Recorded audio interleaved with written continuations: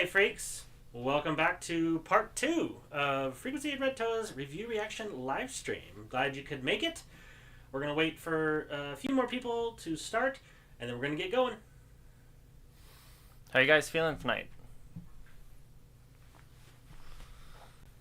Oh, and let us know if the audio sounds fine. I did not really change any audio settings other than we're sharing a mic this time, so you should not hear any kind of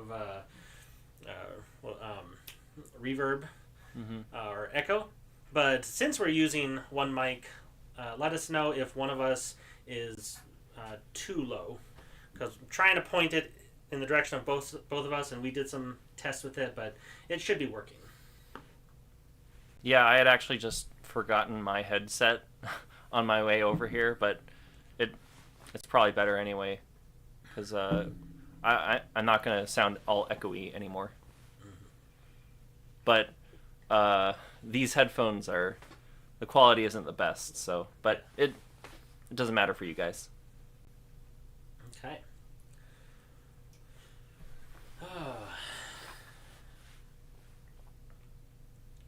So did you see that Punxsutawney Phil did not see his shadow? I never remember what that means. It means early spring.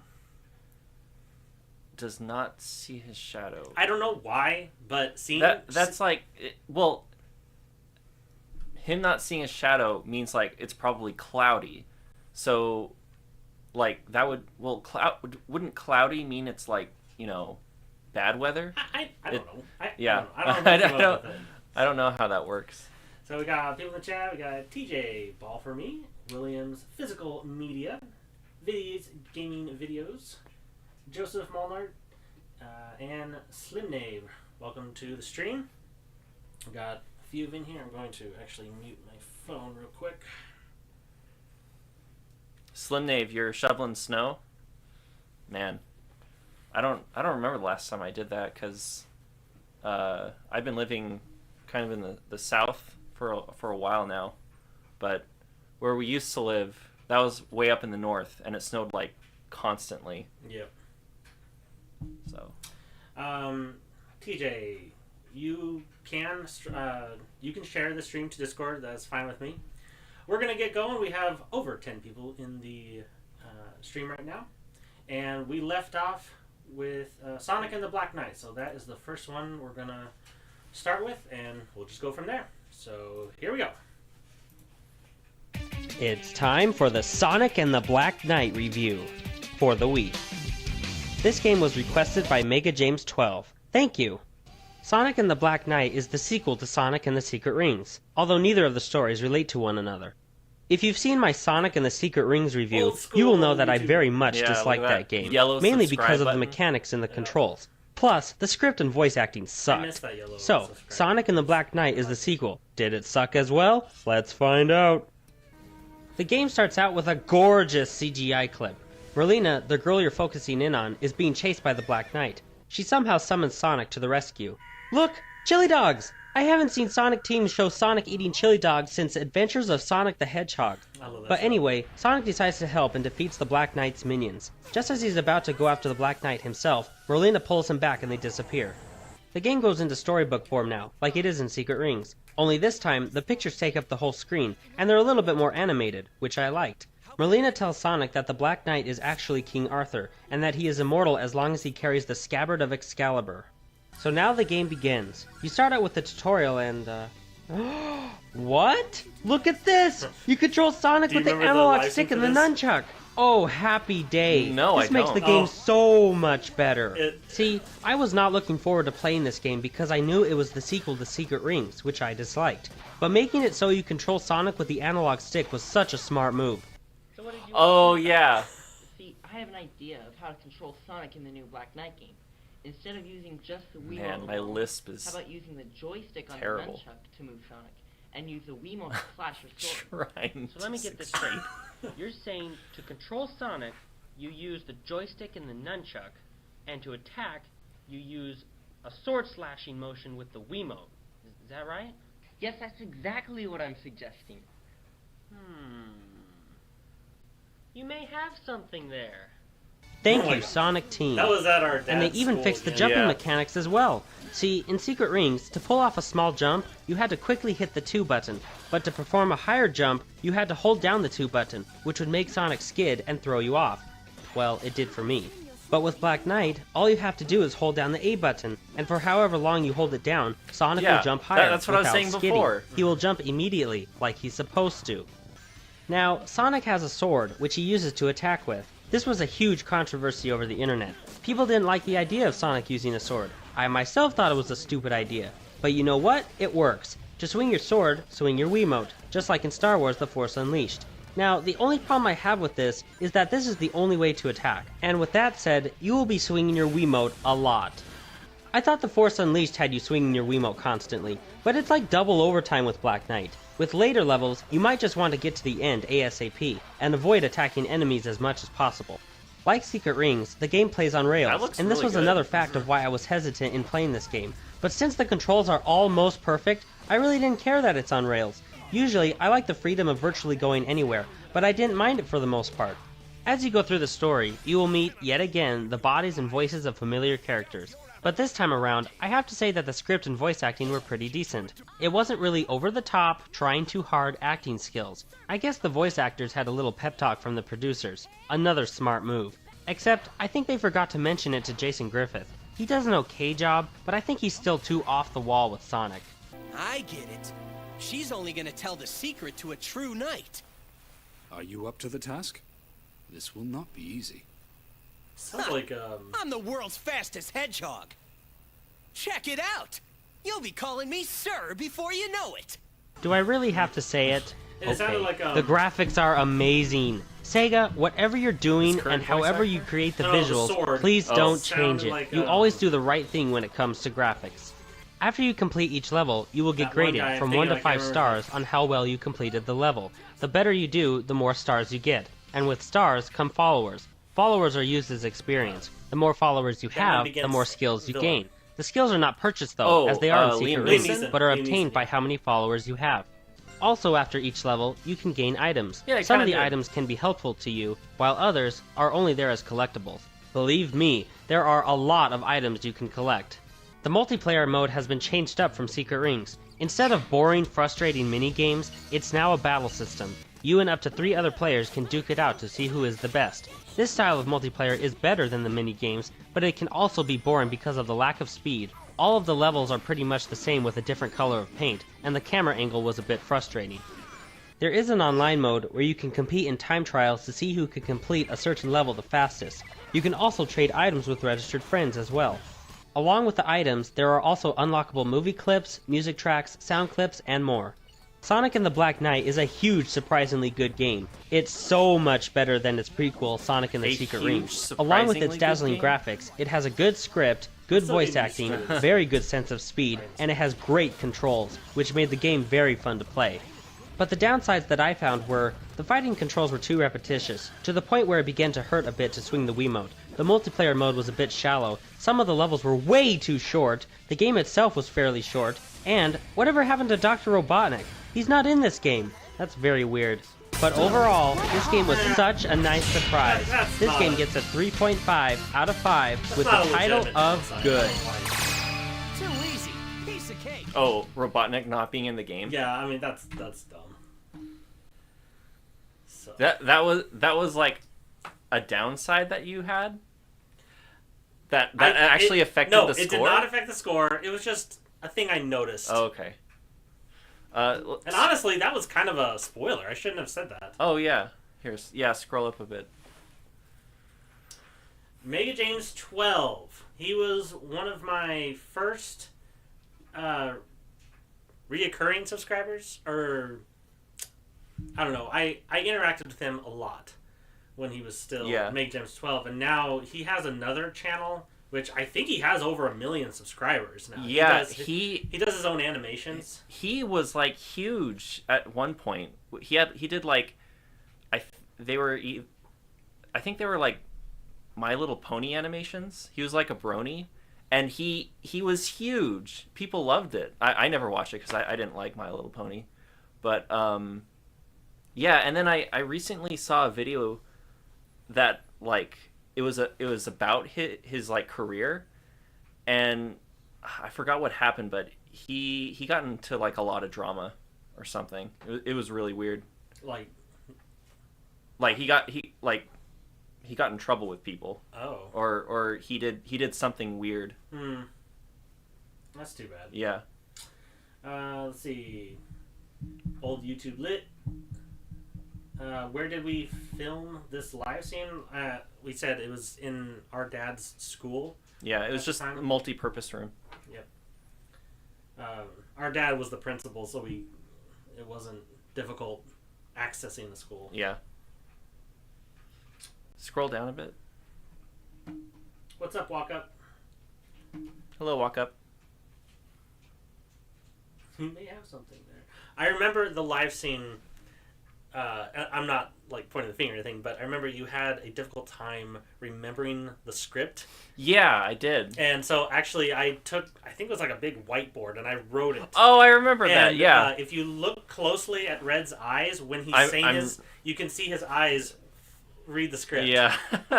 But, I mean, it was still pretty fun. And that whole Sega trying to succeed, that was at a point in time where it just seemed like Sega was not doing well as a third-party video game company, and they were just they were known for lack of quality. Yeah. This was like right after Sonic 06, okay? I mean, yeah. Yeah, scroll down to the very bottom there. Liam Neeson played Qui-Gon Jinn. Yeah. I knew that. I just couldn't remember. I remember his name.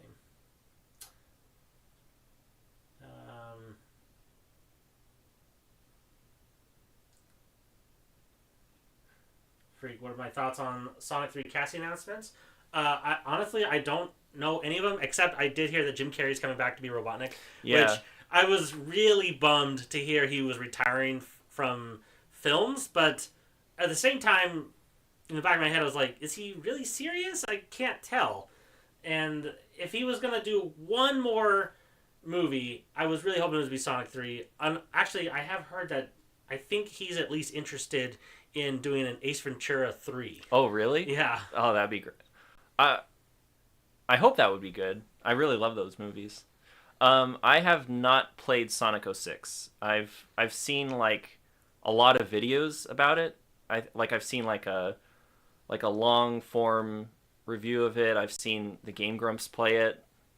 I have like no.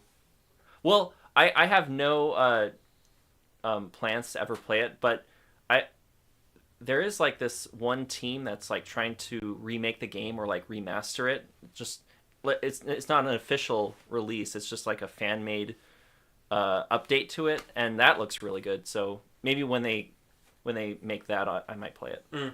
I have not played it either because I mean it only came out for Xbox 360 and PS3. I think. I don't think it's even on PC. No, and honestly, I'd say like 4 to 6 months after it came out, I've been hearing all these bad reviews on it, and I couldn't understand why, because I never actually read or listened to a review. Everybody was just saying it sucks. I was like, well, why? And I asked somebody why, and they're like, where have you been, under a rock? And I'm like, I haven't played it. I haven't listened to any reviews or read them. And so after that... So you were living under a rock. I guess so, but it was on consoles that I didn't own, and I kept hearing it was a terrible game, so I was like, okay, whatever, I don't even care. I'm not even going to research it. But instead of telling me what the problems were, he just goes, well, you living under a rock? Okay, whatever. Alright, so let's get on to the next review. This is Bleach Shattered Blade. This is probably one of the worst reviews of mine, because I don't know anything about the Bleach universe, and I feel, as a reviewer, I don't do it justice because I don't really know what I'm doing. And I don't know what I'm looking at. But it was a requested game, and I was, at the time, was really just taking any requests at the time because it was so few and far between. So yeah, these anime like fighters these anime fighting games are very much for like the fans of the shows. So yeah, coming into it as like a non-fan it's kind of weird. I'm myself don't really watch anime that much. It really takes the right one for me to keep with it. I watch some anime, but I've never seen Bleach. So, all right, let's get into it. It's time for the Bleach Shattered Blade review for the Wii. This game was requested by Animal Lover 233. Thank you. Let me just start out by saying I know absolutely nothing about Bleach. I've never watched 1 second of the show, I don't know anything about the story, I don't know any of the characters, etc, etc, etc. But don't worry, me knowing squat about Bleach will not affect the score in the end. Will not I negatively suggest you affect start it. with a tutorial like I did. It will teach you all you need to know on how to fight. It's not very long either, which was nice. As I played through this game, it looked and felt like Marvel vs. Capcom, Soul Calibur 2, and Budokai 3 fused into one. The main part of the game is episode mode. Here, you can go through parts of the story of Bleach with different characters. Now, I've read on the internet that the episode mode does not follow the story, but I'll leave that up to actual fans of the show. As the story starts out, it says that you're looking for the shards of the Sokyoku, I think, which will help you get back to the human world. So as you play through, you will encounter characters from the show and you will fight them to retrieve the shards. The controls were pretty decent for the most part. Lots of swinging your Wiimote. For more powerful attacks, hold down either the A or B button and swing your Wiimote. Budokai. Some of the moves can be very cheap. Even the most basic attack was pretty insane. Look at that. Jeez. Is that cheap or what? You're Now just I know that mashing was my A? first Yeah. opponent, but it was still pretty funny. If your Bonka, I think it's called, or energy, is charged all the way, you can, upgrade, I guess, into a more powerful you for a limited amount of time. I think of it as going Super Saiyan. Once in this mode, you can pull off some really powerful attacks. The graphics look okay. I know this is an anime game, but it looks like not too much care went into the visuals. Now, the attacks on the other hand, they look pretty good. They're fun and look cool when you pull them off. In arcade mode, you pick a character and fight your way through 8 opponents. Multiplayer mode is what you would expect it to be, just a one-on-one regular fight. There are quite a bit of characters you can choose from as well. By completing certain scenarios, you can unlock characters, costumes, and stages. There's also a shop where you can purchase various items relating to Bleach. There is no online mode, but with my internet speed, I doubt that I would have wanted to play it anyway. In Gallery, you can view videos, pictures, and audio clips of Bleach-related material. Now, the game has been criticized that it has too long of load times. I don't agree with this, but when it does load, what is this? I know it has something to do with the show, but I have no idea what that is. yeah. Bleach Shattered Blade is an okay game. The controls are decent and the special attacks look good, but the graphics could have been more detailed in my opinion, and I don't think it's worth $20. Maybe 15, but I probably would never buy it anyway. 20? I can't say 20's anything pretty about the cheap. story No, since back I've never been then, into the show, it nor was- is anyone else I it know, was so I couldn't ask almost them half about price. it. Overall, this is one of those games that you would play on a boring Sunday afternoon for about half an hour at max. This game gets a 2.75 out of 5 with the title of good. What did people say about It's that? time for the Super Smash Bros. No, it's not. Melee review. Pause. Oh my word. What did people say about that review when you? I got a Release lot it. of heat for it because I really had no business reviewing it. But like I said, at the time, I had very few requests, and I wanted to be engaging with my viewers, and Okay. that was one way of doing it. So I was like, okay, I'll do that. And I didn't buy that game. Family Video just happened to have it as a rental. Oh yeah. So I can tell what you mean when you say it looks like Budokai and Soul Calibur, but how is it Marvel versus Capcom? Are there like assists in it or what? I honestly don't remember. Oh really? I couldn't tell you. Those combos are MVC like. Oh well, I guess that's how. Yeah, I know MVC is very like combo heavy, so maybe that's why. Oh, maybe that's what it was. Yeah. The graphics are good for the Wii. Okay. The backgrounds look a little bland, but I mean, I think Maybe that's the aesthetic of the show. The models I don't and know. textures on the models look, or like the character models, they look pretty good to me. Yeah, I was talking. I should have specified. I was talking about the backgrounds. Yeah, the backgrounds look pretty bland. I've seen the anime. Nothing from that loading screen makes sense. Okay. Okay. None of my local libraries have games to rent. Oh gosh, this is the Melee review. Yes, no. it's your favorite live scene. It's the worst live scene. It is. But I will talk about it after we watch it. Honestly, had it not been for your Budokai Tenkaichi 3 review, I would have never gotten into those games. So there's something good. Oh, Nice. Okay. Nice. Yeah. Hey, you're wearing red. Are you wearing red? No, I'm wearing purple and green. Red I don't know. wearing red? I don't know. Okay. All right, let's get into it. Let's get this over It's with. time for the Super Smash Bros. Melee review for the GameCube.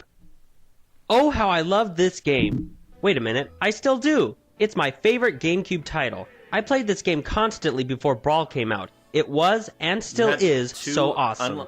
Now, the game isn't as elaborate as Brawl my is, GameCube but memory it's card still went- very fun. Oh, Just yeah. like As the I other say two in the live Smash stream. games, Oh, you start yeah. out by picking a character to fight let's as, get- and you can either fight the computer or your friends, or both. The multiplayer mode is by far the better out of all the playable modes. I don't know what it is about it, but it's just so fun. But along with multiplayer, there's also single-player classic mode, where you have to work your way through opponents and scenarios to try to defeat the master and or crazy hand. There's also adventure mode. Adventure mode is really just a longer version of classic mode, and there really isn't any story to it. But nonetheless, it will put your skills to the test. With All-Star mode, you have to fight against all of the characters with just one character without dying. Don't worry, you can heal yourself in Luigi! between battles with He 3 just killed provided heart himself. containers. Okay, since my GameCube Oh, gosh. I can't show you All-Star mode because I don't have it. But to make up for it, here's a reenactment of All-Star mode. I don't know if I can even watch this. Oh my god. That's the taunt. Yeah, that's the taunt. And then in between the battles, you get a piece of heart. Yeah, the heart container. And there's also other modes like Target I Test, do- Home I do Run like how I Contest, just kinda Multi-Man stand Melee, there. and event matches. With Target Test, each character has their own unique stage filled with targets that are scattered throughout. Now, in case you thought that the targets were placed in random positions, you would be wrong. I missed The this. developers aligned all of the targets Yeah. for each character in a specific way, so that you would have to use each character's special attacks in the correct manner to hit all of the targets in the most efficient and fastest way. With Home Run Contest, you are on a small platform with a punching bag. The object of this minigame is to think of the most creative and efficient ways to up the bag's percentage in a limited amount of time. And then at the very end, you blast the bag away with the home run bat as far as you can. With Multi-Man Melee, pick the style of minigame you wish to play and try to win. From KOing 10 opponents as fast as you can to staying alive for 15 minutes straight, Multi-Man Melee is challenging and fun. With event matches, certain rules are put in place and you have to defeat your enemies based on those rules. The graphics are good, especially when the game was first launched. It's a lot better looking than its predecessor, Super Smash Bros. For the N64. The controls are very sharp. I've never had any complaints with it. Along with some of the new features of this game, there is one that I have to point out. It's a new way of attacking, and it's called Smash Attack. Now, the original Smash this Bros. is game not had correct. Smash Attacks, but with Melee, they've been upgraded. Oh, well, Smash okay. Attacks are I'd say. powerful attacks that can be pulled off by holding down your A button while simultaneously pushing the analog stick in any direction. If you hold down both for a while, you will charge up your power, and if you can hopefully hit someone with it, their percentage will go up tremendously. See, here is a regular attack with just a push of the A button. Here's the A button and analog stick tapped lightly, and here's the smash attack. Adding this new way of attacking gives the game more strategy. I shouldn't have Plus, said it it's was so new. much fun to It was blast just your opponents off the polished. screen. The unlockables include different characters, stages, and trophies. It's very satisfying when you get them, because some of the prizes take a long time to achieve. There is no online mode, but mainly due to the fact that the GameCube wasn't really capable of going online, and when it did, only 4 games supported online gameplay, and Melee was not one of them. Nintendo has their feet in the water with the Wii when it comes to online gameplay, but they still have a ways to go. Super Smash Bros. Melee is an awesome game. Back before Brawl came out, I tried to play Melee every day. This game is fun, very addicting, has good graphics, and sharp controls. The only thing I found disappointing was some of the characters had almost congruent movesets, like Captain Falcon and Ganondorf were practically the same, as well as Fox and Falco. But overall, this game has so much greatness to it, I can forgive the copies. This game gets a 4.5 out of 5 with the title of Epic. That's cool. It's time for the paper. Man, this. Uh-oh. It's time for. Sometimes it doesn't. It's time for. Ah! Oh my word! It's time. Sorry. It's time? It's time? I'll just leave it there and we'll go. It's time for what?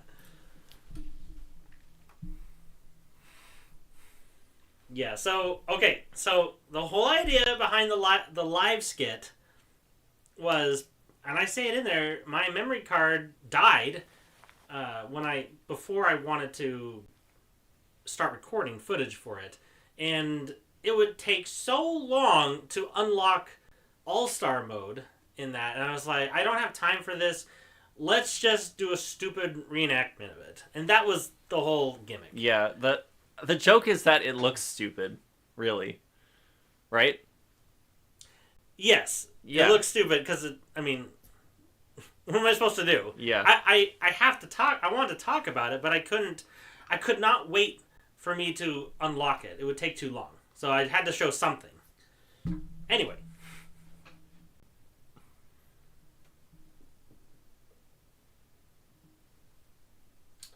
How would we go on Cruel Melee? I would play as Marth. Oh, and, yeah. And I would just hang on the ledge and then do up B, and that was like the most efficient way to do it that I could figure out. I think I got over 10 kills once. It was pretty good. Donkey Kong, like, using his down B over and over, that would work for, like, 100-man melee, because the computer was too stupid. But, like, on Cruel Melee, that strategy wouldn't work, because they were too strong. But, yeah, that Marth strategy was probably the best that we could come up with. I'm sure there's probably a lot better strategies, but we didn't know what other ones were there. Dean Gavin, am I excited for Thousand Year Door on Switch? Oh, yes, I am. However, I'm probably not going to pick it up day one because about a year ago I beat the GameCube version, and now they announced this one. I'm like, there's no need to get it right now. However, yeah, I'm gonna buy it. I have beaten it before, but that was like, I don't know, a decade ago, more than a decade ago. So yeah, and plus I wanna tell Nintendo, this is what we want for Paper Mario. We don't want the modern Paper Mario games like the other ones that came out. I want to support this game. Yeah. Would you guys be more likely to replay Melee or Brawl today?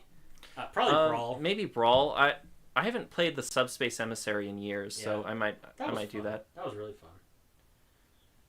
Favorite character in Smash Ultimate? My mains in Smash Ultimate, even though I haven't played in like a couple years, is Pokemon Trainer and Pyron Mythra. Yeah, I haven't played it in a long time, but when I did, it was Young Link and Mario and Ganondorf, and I know those are all like low tier. Well, Mario is. I never played competitively. Mario's high tier. What did you say, Young Link? I think he's mid tier, and Ganondorf is still like the worst character in the game. I don't know. He's fun because if you can land a hit, they go flying. Ganondorf is really fun. So, and I never played competitively.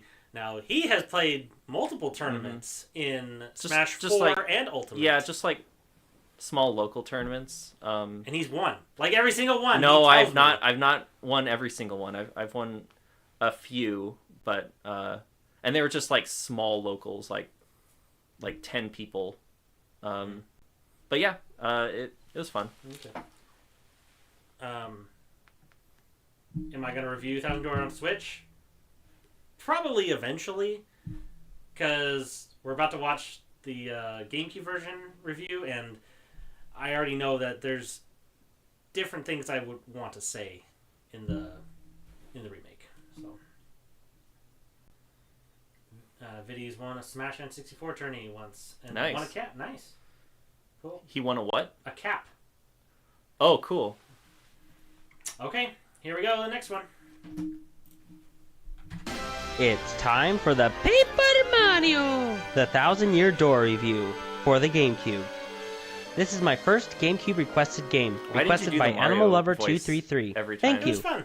1,000-Year Door is the second Paper Mario game. The first one was just called Paper Mario for the N64, and the third game is Super Paper Mario, which I have a review for. Check it out when this review is over.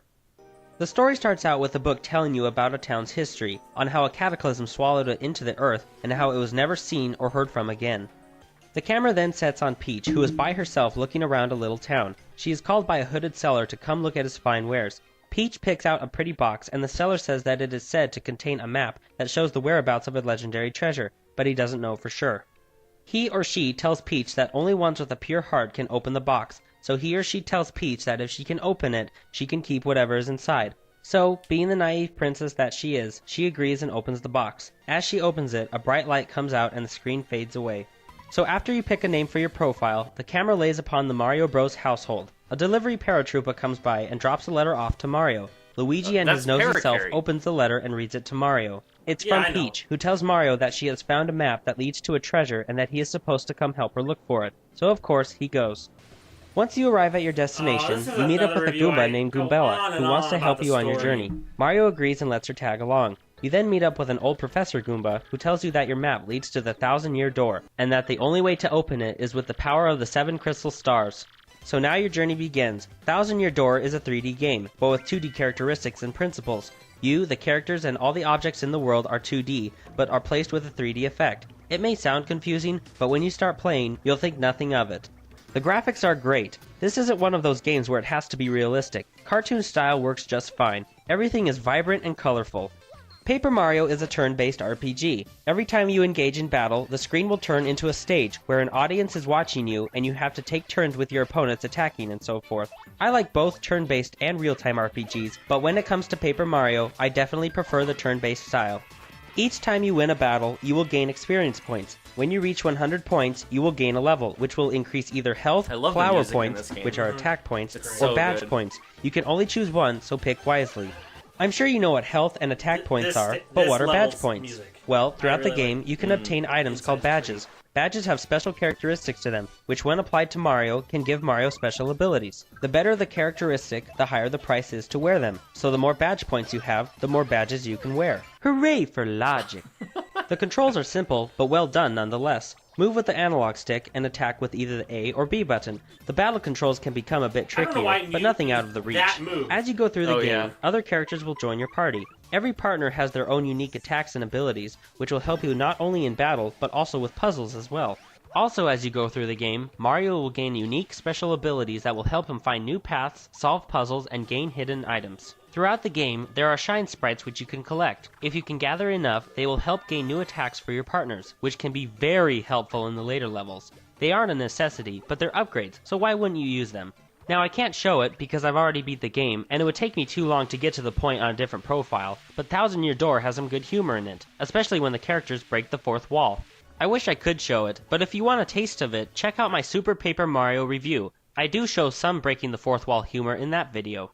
Paper Mario The 1,000-Year Door is a great game. The graphics are bright and colorful, the controls are sharp, the gameplay is very addicting, it has some good humor in it, and the game can be quite long. The only things I found irritating with this game is, since you're in 2D, the depth perception can be low at some points, and sometimes there's just too many enemies and it gets repetitious. But overall, those two negative details play such a small role in the game's performance, you might not even notice them. This game gets a 4.5 out of 5 with the title of Epic.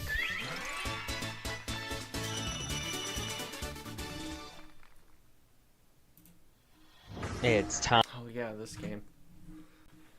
Illuminati confirmed. Oh yeah. Yeah, 1,000-Year Door is so good. It's like Favorite Mario game of all time? And with all the genres. Any Mario game? Mm-hmm. Oh man. I think it's definitely top 3, possibly top 2. Yeah, it's like that, Mario Odyssey, maybe the Galaxy games. 2. Yeah, I can't think of any others that are on that level. Let's see. Back up a little.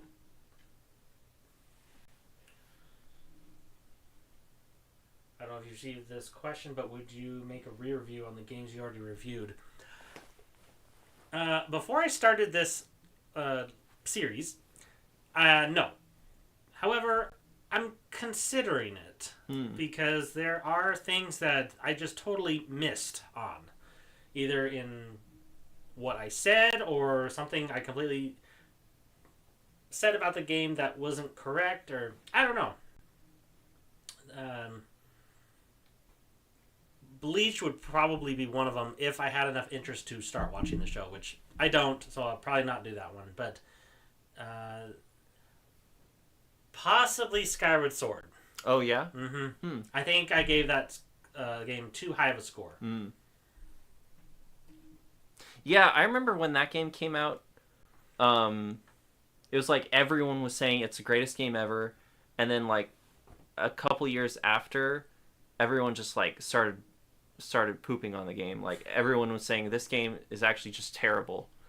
Now I think the consensus is that it's okay, but it has like some problems. What's up, Mr. Toad? Glad you can come by. Have I played Red Dead Redemption on Switch? Nope. I'm not big on RPGs, but the Mario, Luigi, and Paper Mario series I loved as a kid. Mario and Luigi on DS especially have plenty of memories for. Yeah, I do love the Mario and Luigi series. Bowser's Inside Story was my favorite. I think I beat that one twice. The first game was pretty good. I think I beat that one twice as well.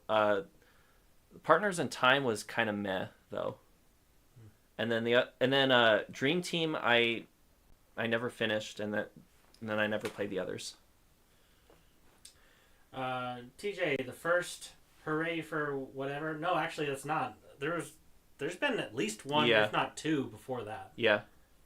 I think that might have been the first hooray for Logic, but not the first hooray.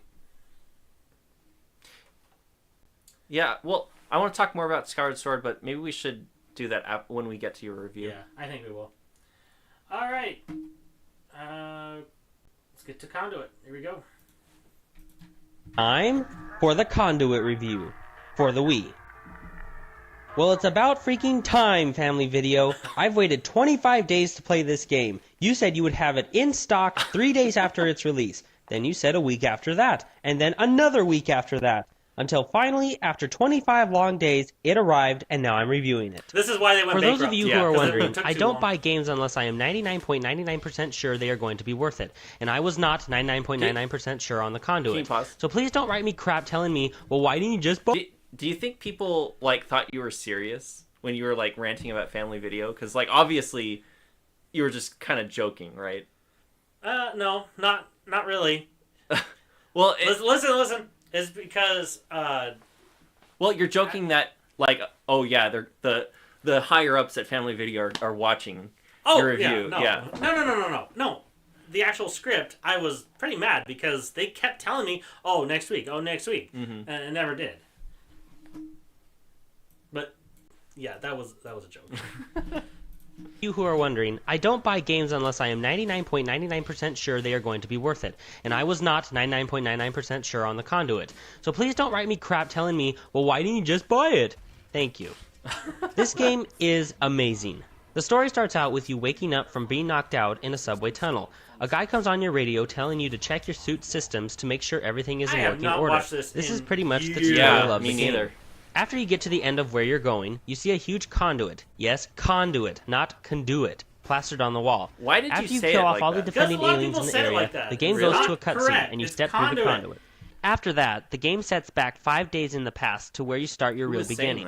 Your name is Michael Ford, an agent for the Secret Service who has been assigned by the Trust, a shadow government organization. You are guided by John Adams, the commander of the Trust, who sends you on a mission to retrieve the ASE, or All-Seeing Eye, that a terrorist named Prometheus has stolen from the Trust. That's as much as I can go into the story without spoiling it. Now I have to say, I'm not a real big fan of first-person shooters, mainly because I'm not that great at them. But there are some exceptions. I loved all the Metroid Prime games, the Halo games, GoldenEye 007, and Chex Quest. Chex Quest. I know, Chex Quest was a skin for Ultimate Doom, but hey, I was 7 years old and it was freaking awesome. It wasn't a But skin, anyway, it was I don't really care for first-person I shooters. know, because I have a hard Whatever, time dude. using I the know. target system with an analog stick. But with the Conduit, you use the Wiimote to point and shoot at the screen, and move with the analog stick and the nunchuck. The controls are practically perfect. There are so many ways to customize the controls in pretty much any way to fit your need. You can also mix and match the buttons to your liking. Don't like where a button is placed? You can switch it with any other button to make it feel the most comfortable for you. I use this to change the zoom button. Its default is set to the down button on the Wiimote, but I changed it to the up button instead, which made it more Why efficient is it for me. down? The graphics are very good, but not great. Don't get me wrong, I know the Wii has limitations when it comes to the visuals, but still, some parts of the game looked amazing, while others reminded me of old PS2 games. The frame rate stayed at a smooth 30 frames per second throughout the whole game, and I loved the effects of some of the scenarios. What I mean is, well, here's an example. If you got hit with a flash grenade, your whole screen would become a white blank and your hearing would be impaired for a bit. This is the first time I had ever experienced anything like this. A flashbang? Another example was that if your Yeah. health went down in the danger zone, your character's hearing would be muffled, your breathing got heavier, and sometimes the screen would even get a bit blurry. Yeah, same. It was great having those realistic principles added to the game. It made it much more enjoyable. I mean, that's The standard. voice acting, music, know. I and think sound it's- effects are all terrific. worth Absolutely no knowing a complaints little in any of those categories. Well, I guess Along for with people shooting who down your don't really play enemies, stuff the like game will this, I give you guess so. puzzles to solve with your ASE. Use your ASE to find hidden objects, messages, and collect bonuses. Now, I haven't played that many first-person shooters, but I would have to say that the length of the game's single-player campaign mode was fair. It wasn't too short, but I think it could have been longer. Some of the negative points about this game is, sometimes the game would be just too difficult in some regions. The game uses checkpoints to save your progress in each level, and when you reach a checkpoint, you can't go back to the earlier places of the level. One time, I reached a checkpoint and I had no ammo for either of the two weapons I had, there was no ammo in the next room, I had to hack into 3 computers using the ASE while using melee man. combat on waves of enemies Oh, all jeez. at once. Yeah, that part really sucked. So be careful and make sure you stock up on ammo. Another part of the game I didn't care for was that most of the levels were practically the same. You'll be spending most of your time walking down some corridor or passageway, killing off the alien scum. At the end of every level, you can check on how well you did. It's nice to see if you're a well-skilled sharpshooter or a professional button masher. The game comes with extras that include achievement awards, an art gallery, and even cheats. And now, onto the multiplayer mode. I have to say, the online multiplayer was so much fun, it gave the game a better score in the end. It's that good. And even with my crappy internet service, it was still fun. You can customize your character, there are many different styles of game modes you can play, and you can battle with up to 11 other players, 12 including yourself. I don't know what it is about it, but wiping out other random people across the planet through video games is just so fun. Now, the game supports the Wii Speak that peripheral, through but I video don't own it, games so I is, can't say anything about is, it. cold really, I'm not even really sure if I would important. want to use it, and have people cursing at each other all the time, while my little brother and sister are in the room watching me play. The Conduit is a fantastic Hide your game. ears. The controls Oh, yeah. are nearly perfect, the voice acting, music, and sound effects are all very well done, the realistic principles were a very nice feature, and the online multiplayer is amazing. The only downsides I found were, the game could have been a little longer, the graphics could have been tuned up a bit, and most of the levels looked very similar. But overall, this game was very fun to play, and will have you wasting your hours away, mainly due to the online multiplayer. This game gets a 4.25 out of 5 with the title of Awesome. Did you ever review the sequel? Nope, I haven't even It- played it. No, don't do it! Ah! Whatever. Just leave it. Okay, so I want to say a few things about Conduit. I feel like if I had a plethora of experience with COD or Battlefield, Medal of Honor, Halo, even though I did mention Halo, I feel like I would probably agree with most people who say Conduit is pretty mid. But me, who has hardly ever played any kind of game like that, I thought it was awesome. A lot of people compared it. I remember GameStop's review. Old school games, not GameStop, GameSpot. Old school GameSpot, they would give badges to games when they reviewed it. Oh, yeah, I remember that. Okay, so one of the demerits was, I can't remember the name was, but they were basically saying it's a ripoff of Halo. Uh-huh. And I was like, really? I was like, okay, it's still fun. But unfortunately, I guess it just never really caught on because after the second game, I didn't hear anything. I think I heard the second game was bad, but I don't really know anything about it.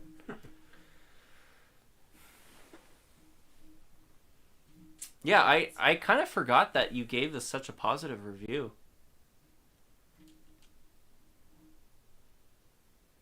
Yeah, I really liked it.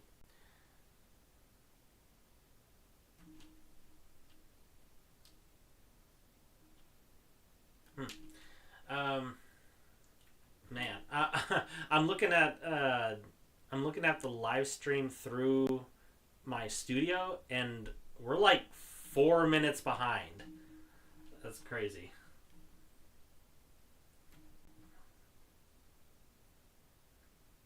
Oh yeah, we speak.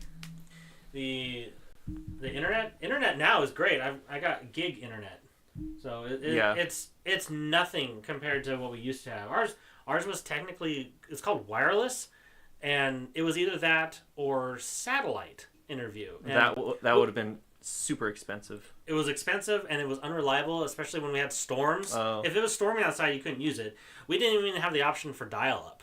It was wireless, and I mean, it was just as slow, if not slower, than dial-up.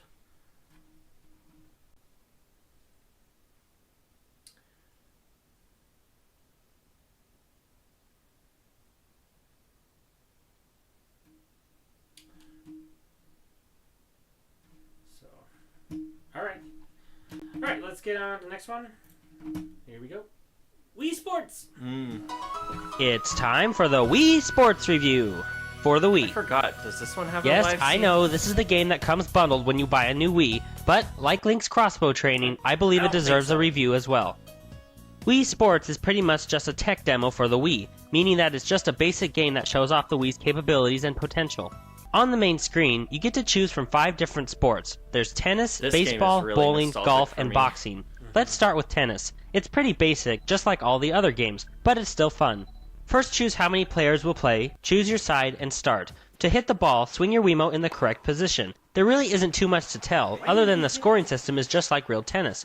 The controls work pretty well. I think- Sometimes they can be I undersensitive, think but not too that's bad. a really easy The second game is computer. baseball. This is a big dumbed down version of real baseball, but it's still pretty fun. There are only 3 innings, you don't have to worry about throwing the ball to any bases, don't worry about catching a pop fly Hold on. because the computer will do it. I want to know who the Mii's were. I saw Howie Mandel. The big dumbed down version of real Okay, baseball. red Pikmin. Not red Pikmin. No. Poison Pikmin. On the left. Yeah, the white Pikmin. Yeah, white Pikmin. A But- That a was classmate. that was a classmate I had in school. That's a blue Pikmin. But it's still pretty- That's Howie Mandel. because Fun. we loved watching Let's not Let's Make a Deal. Deal or No Deal. Deal or No Deal. Yeah. That's Spotty. Oh, yeah. One of our 4 cats. There are only That's Kirby. 3 That's our aunt, I Oh, think.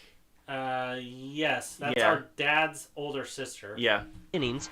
And then That's a default me. yeah. You don't have to worry about I throwing don't the know ball who to that any bases. Don't And worry all about the catching a Mii's on pop the fly right were because the just the computer will do default it for Mii's, you. yeah. You can't steal bases, etc., etc., etc. I know it sounds like a boring version of baseball, but it's really not. To hit the ball, swing your Wiimote. Duh.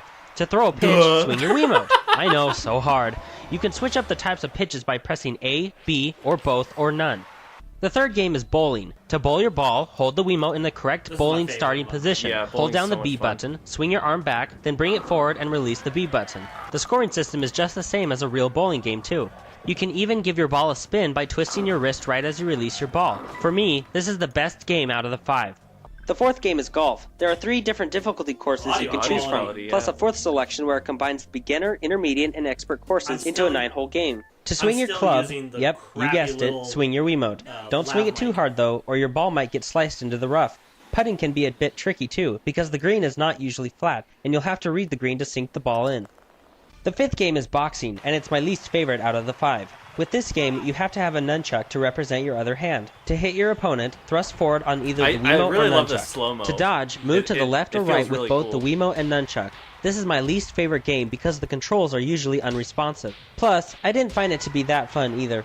Every time you win a match from any of the 5 games, your rating will go up in whichever game you won in. If you can reach 1,000 points in any of the games, you'll receive a special prize relating to whichever game you reached 1,000 points in. Along with the 5 sports, the game comes with the training section, where you can practice and hone your skills on any of the sports. If you can get really high scores, the game will award you with medals, and I bet you can't guess what they are.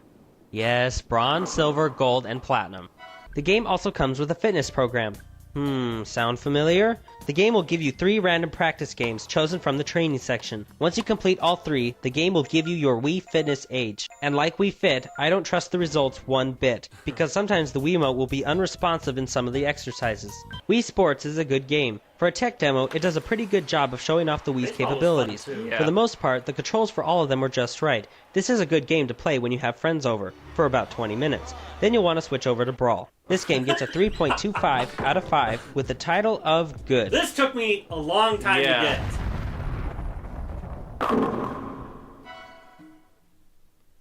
Okay, this is the Oh wait, that wasn't. I forgot that was not the end of the. It's the video. time. I'm so sorry. I don't know It's how to time use for- technology. It was the end of the video.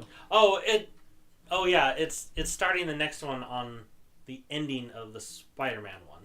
Okay, this is the Or no, new that's way I'm the gonna do review requests for the. Oh my gosh, I'm so confused. Okay, we'll do that later. Yeah, you never reviewed Wii Music. I've never even played Wii Music. Have you? No. Bowling Supremacy. That's right. And bowling was even. I can't remember. Was bowling better in Wii Sports Resort, or was it? Honestly, it took me a bit to get used to Wii Sports Resort because it has more sensitivity in the Wiimote. Mm-hmm.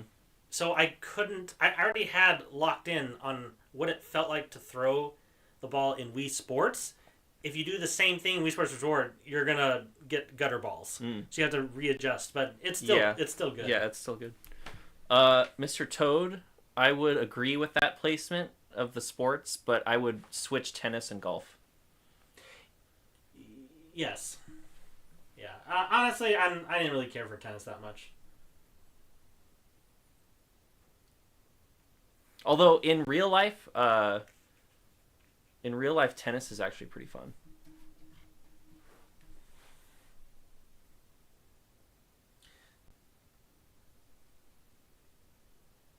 Yeah, then you'll want to switch over to Brawl.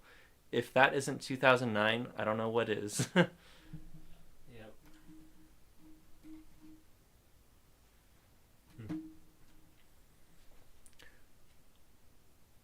But on the whole, it is still a good package. That I love that. That's funny. Yeah. I can still do bowling in resort, but I think it is too sensitive. I do not like resort golf. Really? I always slice it. Mm. It doesn't matter. It's terrible.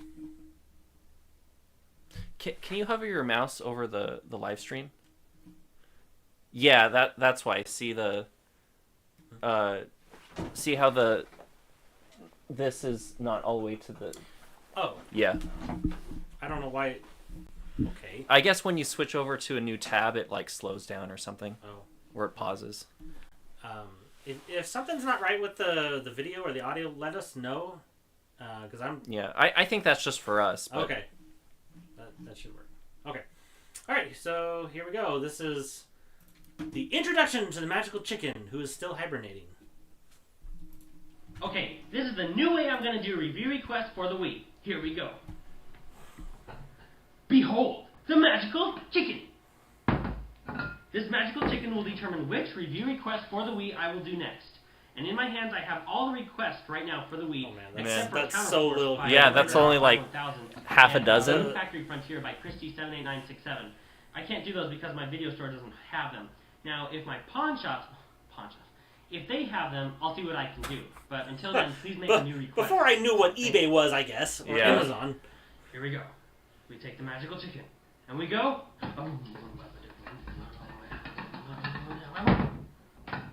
Woo! Magical chicken dust. Right. Man, The amount of requests I have now is come on. overwhelming, and I Yeah. appreciate it. I like that you guys Not do cheating, that, but just swirl them around. oh, Okay. And we have one. We have Spider-Man Web of Shadows by Clay0559. Okay, There it is. there we go.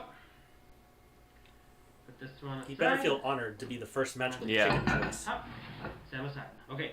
Now, for GameCube games, I'm already going to do all the games that I have for the GameCube right now. You still regardless have of that request. shirt, don't you? So Yeah. if I post a video for either GameCube or Wii, and you don't see me say this game was requested by such and such, that just means I was already going to do the game regardless of request. So, and if you see your game get kicked last, Before I knew what a but tripod you was, requested too. First, Yeah, this is me holding the camera, Highlight by the goes. way. It's time for the Spider-Man Web of Shadows review That's for the Wii. the title screen. Now, the last Spider-Man That's game I played was so- Spider-Man 2 for the GameCube. I don't like it. I didn't care for It's that game so, too like, much minimalist because... and boring. Honestly, I can't really remember. I think it was the monotonous gameplay and mediocre controls. What's ironic is I was just Spider-Man playing is with- I my was just favorite playing with the superhero. tail. Look at And what's that. even Isn't more that ironic, boring? I hate spiders. I don't like that. Go Oh, away, gosh. evil fiends of Satan! Sorry. Okay, back to Web of Shadows. The story starts out with you, Spider-Man, in the tutorial, which is actually a part of the main game. It will teach you the basics on how to fight your enemies and how to swing on your web. After the tutorial, the game sends you back 4 days into the past, I need to where give your real Spider-Man journey 2 begins. another chance. This story is not based 'Cause I off think of I any played it on movie, the but dark is set TV. in a time after Spider-Man 3. Anyway, Mary Jane is hurt, and you have to escort her to the hospital. Once you arrive, you get mixed up in the middle of a gang fight, where you meet up with Luke Cage, also known as Power Man. Cage is your checkpoint, where he will give you your main quests along with optional quests, and he will even teach you new ways of how to use your Spidey powers. I really like this a lot. The new fighting techniques he teaches you do come in handy a lot. The first main Say a part of lot. the game is to go out A on lot. quests and restore peace to the streets by fighting off the gang wars. After so many have been taken care of, Cage wants Spider-Man to get the two gang leaders to call a truce. After completing that mission, Spider-Man heads off to go see Kingpin. Man, this is as far so as I will much go into story. the story. I know. The graphics for this game are okay. I know this is the Wii version and that the 360s and the PS3 versions look 20 times better, but still. I think they could have done just a little better. The graphics look like an old GameCube game. The cutscenes look better, but it doesn't really make up for them. With this game, you can switch between Spider-Man's red and blue or black suit at any time in the game. Each suit has its own special abilities and attacks, so it's not just a different color of paint. Also, the two suits have different attributes to them. With the red and blue suit, Spider-Man is faster, but weaker, and with the black suit, he is stronger, but slower. Now, I may be old-fashioned, but I like using Spider-Man's red suit more than his black one. Now, I did like both suits, but I felt I performed better in his original one. There are also other secret suits you can obtain by completing certain tasks. Throughout the game, you'll gain experience which you can use at any time to upgrade your attacks for either your red and blue or black suit. So whichever one you use more, you'll want to upgrade the attacks for that suit more than the other one. The controls can be a little tricky to deal with at first, but after about 10 to 20 minutes of using them, I think you'll find that they work very well. To swing your web from building to building, jerk the Wiimote either up or down. Use A to jump, B to attack, and C plus Z to shield. Those are the basic controls, but as you continue to upgrade your attacks for either suit, the controls can become more complicated, but not in a bad way. I love the visuals for the attacks. They look so cool when you pull them off.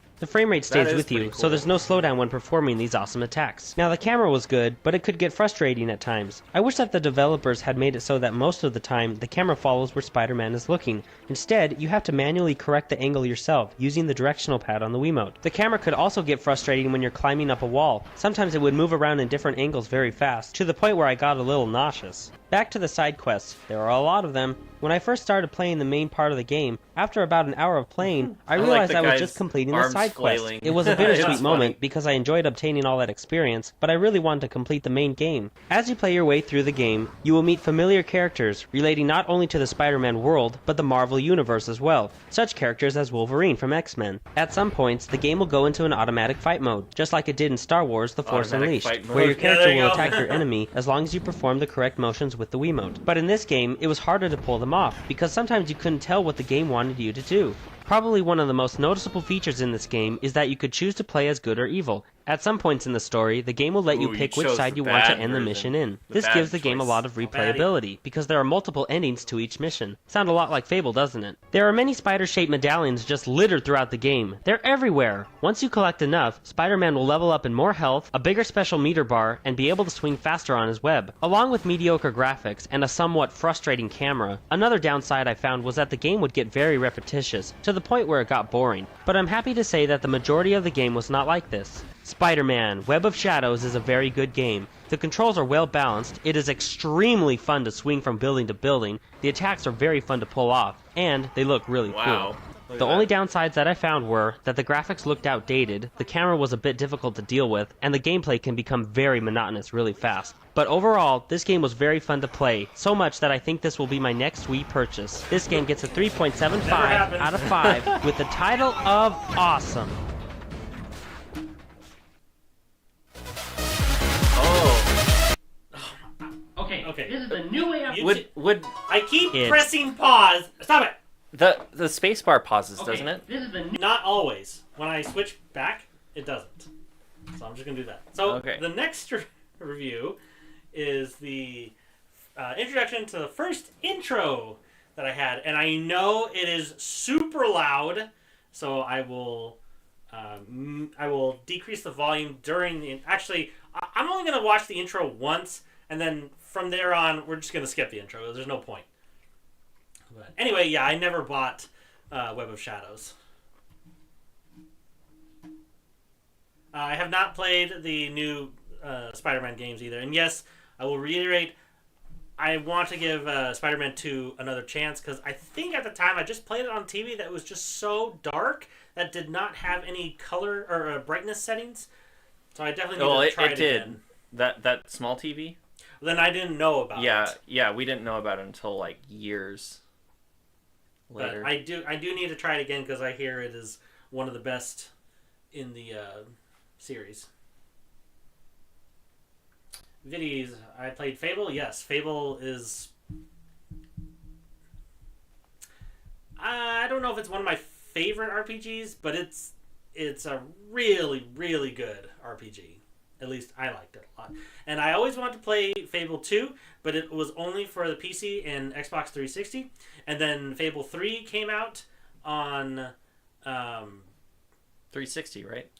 360. Oh yeah, no, at the time, Fable 2 was only for 360, and it didn't come out on PC, but Fable 3 did.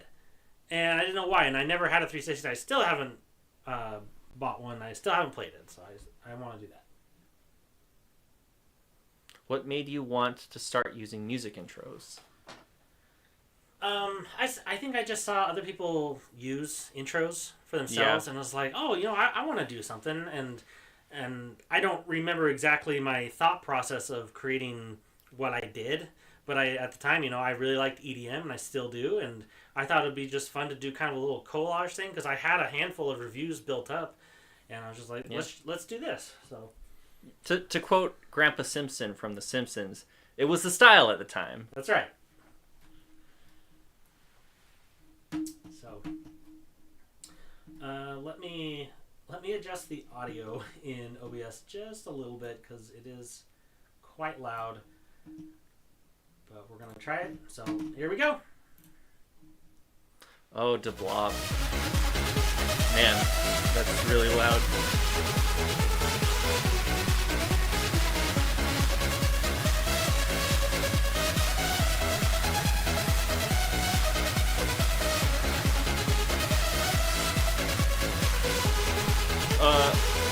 Wind Waker?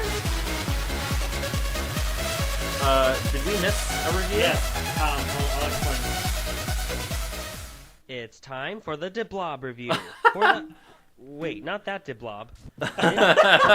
Buster. Okay, I want to explain.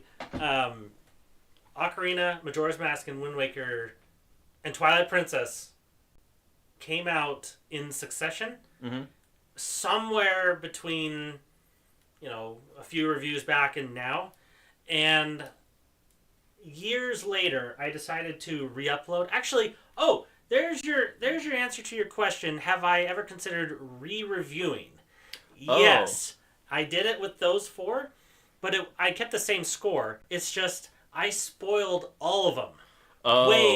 Way too much. I got into like the middle of each storyline. Oh, really? Yeah, so I re-released them years later, but the originals did come out in this era, in 2009 or early 2010. So that's why you saw it in the intro. So, all right. So when are we gonna watch them? In succession when we get there. Oh, I don't okay. know. I don't know what number they are, but they're still there. All right. This Deblob. It's time for the Deblob review for the Wii.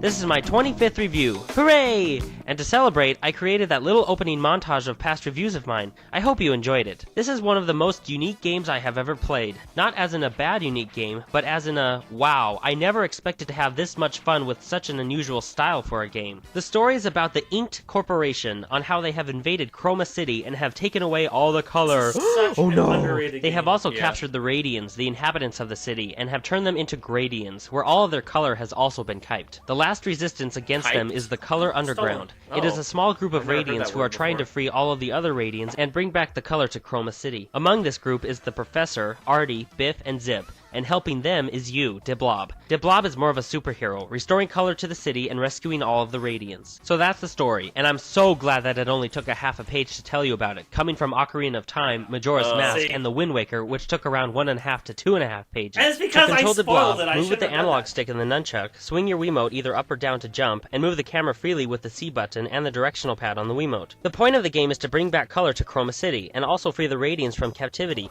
Now to bring back the color, all you have to do is touch items with Deblob. You can paint just about anything. From trees to buildings, park benches to blimps, there's almost nothing you can't colorize. You can even paint the garbage. Oh yeah, this. Magnifique, even with my horrible French accent. What do you think?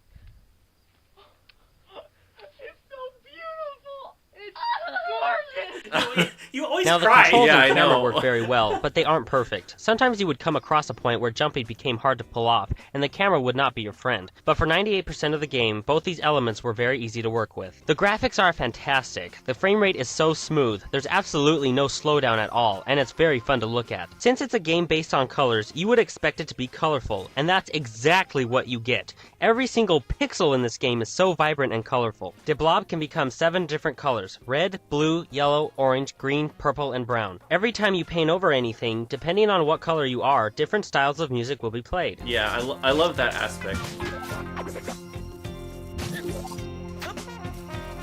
Each level has an Music is enormous so amount good of in objects this you game. can paint, meaning that each level will take you a very long time to complete. You don't have to paint everything though, but doing so will not give you as many points as you could have earned. Therefore, you won't receive as many medals at the end of the level. Deblob has paint points, which is basically your hit points. They are also used up when you paint over something. If you reach 0 paint points though, you will lose a life. But don't worry, it's pretty hard to lose all your paint points in this game. Instead of the item in which you colorized being painted a basic design, it will instead be painted graffiti-like. Over time though, the design will revert back to a basic coat of paint, but it's still very fun to look at. Along with painting everything, you will also have to fight off the inkies as well. It's not hard at all. Just Z-target them, then swing up or down with the Wiimote to squish them. If you do get hit with black ink though, Deblob will lose his current color, his paint points will start to descend, and you will have to find a pool of water to wash it off. Along with the single-player mode, there are a few multiplayer minigames as well. Seriously, when I say a few, I really do mean a few, as in 3.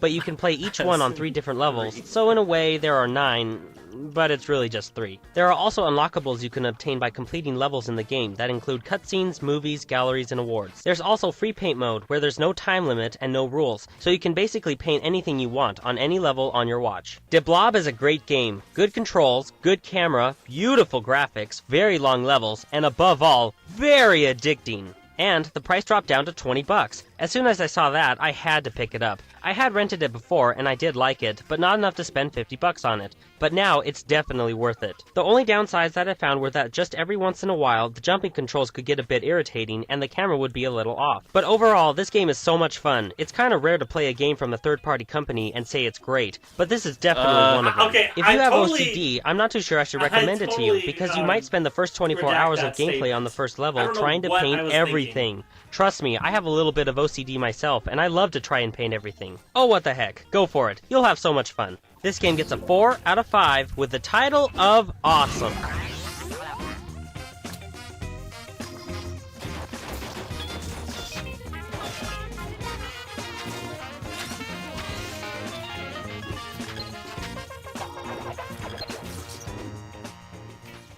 Hey guys, I hope you enjoyed that last review of the blog. At this portion of the video, I'm going to show you all the GameCube games I own, starting with Melee. Oh, wait, why? This was the introduction, I think, to the collection? When a GameCube gets requested that I own, like Wind Waker, or Melee, or whatever, I usually tell the person who requested it that it's already on the list because I own it. I'm already going to do it anyway. So, these are all the games. I'm just putting them out here. So, once you see all these, you can request different games that I own. Because I'm already going to do all these anyway, regardless of requests. Okay? Now, for Wii games, I've already done all the Wii games that I own. Okay? No, So you can I didn't have request many. basically any Wii game. Yeah, your collection is huge now. I still have all of these. Some of them are worth quite a bit, too. There we go. Okay, these are all of them that I own. Yeah, I still have all of them. Right now. Except that Star Wars and the yeah. Kirby. Oh, I don't have the Madden game. 2009. Did you ever review No. I've Lego already Star Wars? reviewed Melee, Wind Waker, Ocarina, and Majora's Mask. Oh, and I've not done Animal Crossing either. Oh, yeah. Thousand Year Door. So, these are all these games. So yeah, just request any other GameCube games. I'm probably going to subscribe to GameFly really soon, so requesting the game might not be an issue anymore. You really did have a And good these are collection, no even back particular then. order. Yeah, I'm not like, gonna review those these. are This one, triple this A. one, Those are like this one. the games to have for Yeah. GameCube. So, yeah. There you go. There you go. Okay, sorry for the loud burst. I will. We're gonna skip the intro from now on, though.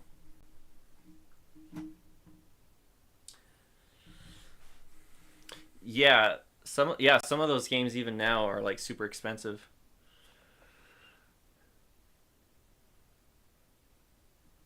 Scroll up. I think we missed some. Favorite intro.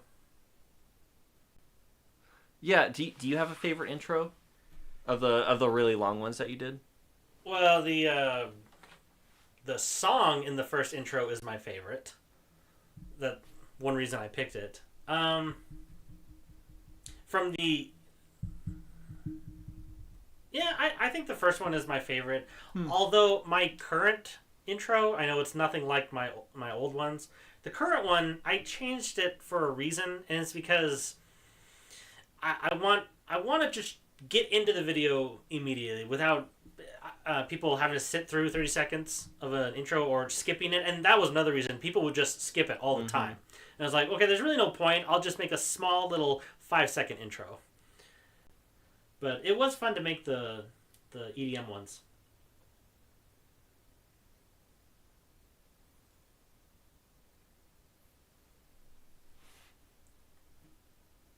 What's up, Indigo Blue?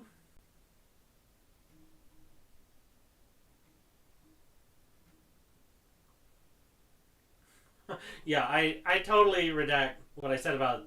I don't know why I said that. The third party comment.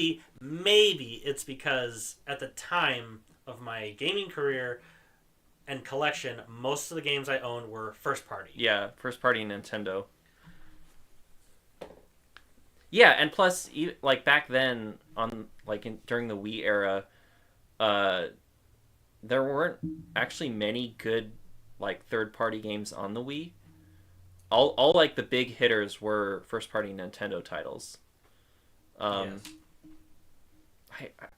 I can't really even think of any like must-have games on the Wii that weren't Nintendo.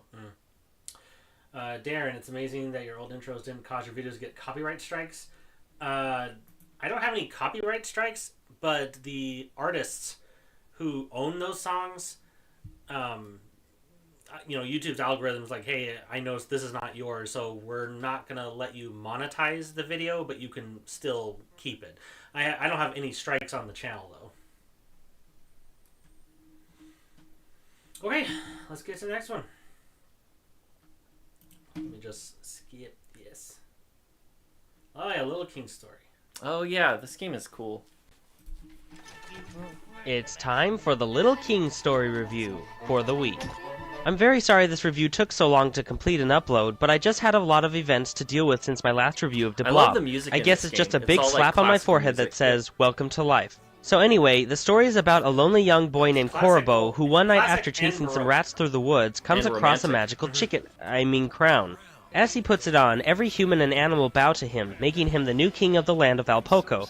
As the new king, it is his job to gain new citizens and expand the land for his new kingdom. So that's the story. Yay! Another game where it didn't take half a millennia to tell you about. So as you start out, you will notice my that own your fault. kingdom is very minute, starting with very little land, only 12 lazy citizens, and your castle is a shack. But don't worry, you're gonna fix it all up. You have 3 main loyal subjects at your disposal, and each one has special duties which will help you through the game. One of them is used to save the game, one will guide you through the game, sort of like a tutorial, and the others to help you with building up your kingdom. This It was can be originally kind of a PS2 confusing and game? slow start, but after Huh. about 10 to 15 I didn't minutes know of that. gameplay, you'll know what to do. The whole point of the game is to expand your kingdom, and to start that, you have to recruit citizens of your kingdom to appointed jobs, such as farmers and guards. There is no bad job. Each one is just as important as This the is an next. underrated Like for instance, gem. farmers are great at digging holes and finding treasure for you, but are horrible fighters. But whereas guards are excellent fighters, but they are so dumb they can't figure out how to dig a simple hole in the ground. How many people follow you depends on your rank. You start out with a maximum of 5, but you will definitely need to upgrade if you want to succeed in this game. Each game day lasts about,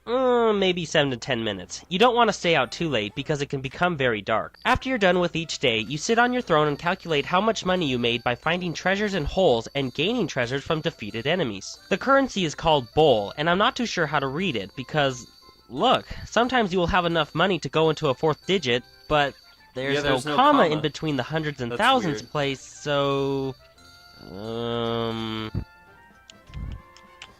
Hooray for math! With your money, you can build housing and buildings which will gain you more citizens for your kingdom and give your citizens more job choices. Some jobs don't require any money for the citizen to become that particular worker, like farmer or guard. But some can be very expensive, like the lumberjacks and hunters, so be careful and watch your bank. To expand your kingdom, you will have to fight guardians of the land. In the beginning, the guardians aren't that hard, like you would expect it to be, but they aren't too easy either, which was fine by me. The graphics are great. It has a very cartoony, almost cel-shaded appearance to it that make the visuals fun to look at. The cutscenes are a different style of graphics, though. It looks more like chalk or colored pencils, but it's nothing to gripe at. The controls were good as well. Move with the analog stick and the nunchuck, and use stupid mostly the A, microphone. B, and 1 button to control your posse. I'm very Posse. sorry. I didn't record it, but there is quite a bit of humor in this game that targets not only young kids, but also teens and adults as well, but nothing you would be offended by. The music was a great surprise. All of the music in the game are classic songs by Mozart, Beethoven, Bach, etc. Just think of the original Fantasia movie, and you've got the music for this game. It was a very nice, surprising change. While the music was great, the sound effects were a different story. I'm pretty sure that the language everyone spoke in the game was made up for the game, which in usual cases I don't mind. Except for this game, and Star Fox Adventures, which I just have to say sounded so ridiculous. Anyway, the language, which sounded like French spoken backwards, and most of all the other sound effects would sometimes just become too annoying. Adding to the downsides was the targeting system for when you had to engage in battle, or for pretty much everything else where you had to send out group members. Think of it like you're standing on a big clock, and the only directions where you can send your group members to and fro are the 1 through 12 numbers, meaning that if you have enemies that were not directly on any of those numbers, your guards would not be sent to them. They would instead run right past them. Now they do give you a lock-on that sounds targeting annoying. system that works for the most part, but it would have been nice if the non-targeting system worked like it did in Pikmin. Another issue I had was that when you started to have a lot of citizens follow you, good luck trying to get everyone up a flight of Oh, stairs in man, one that try. looks worse than Trust Pikmin. me, one time it took me at least 20 times just trying to get everyone up the freaking stairs. Ugh. They really should have tested that element more. It would have made the game, could you at not least for me, dismiss, less frustrating. there and another is a issue way, I I had didn't was know the it at the price time. tag. Oh. Little King's But Story it's is still a not fun as game, good as but I Pikmin. don't think it's worth $50.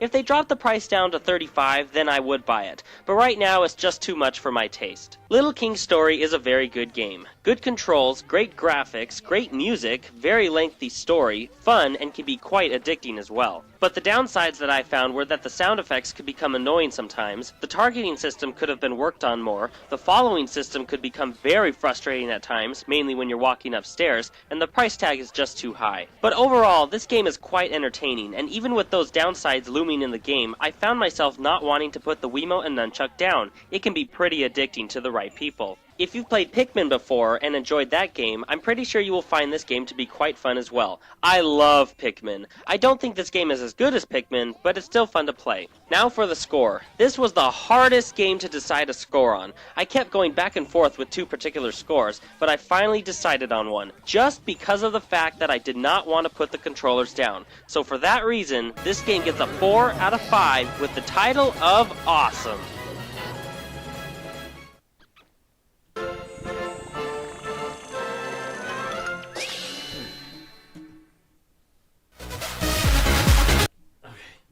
Yeah, see, you just press spacebar.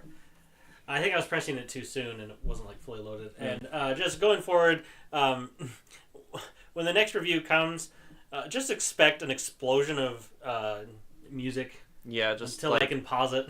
Take your earphones out like that. Yeah, that game looks pretty good. Yeah, I can't really think of many games where like the whole soundtrack is just like classical pieces. I bought it, was it last year, I think? When we were visiting Mom and Dad, we went to that used game store, and I found it. Finally. Little King Story? Yeah. Oh, really? Yeah. So I played it, and I got pretty far into it, but man, there's a huge difficulty spike. Oh, really? Yes. I remember, I never really watched you play that game very much. Like, I don't know why. Maybe we were just I was just too busy with school, and you were just playing it when I was at school. But yeah, I don't remember watching you play that game very much.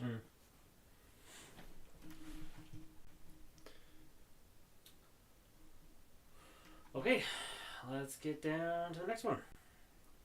Rival Swords. My first Prince of Persia game I played. There you are. It's time for the Prince of Persia Rival Swords review for the Wii.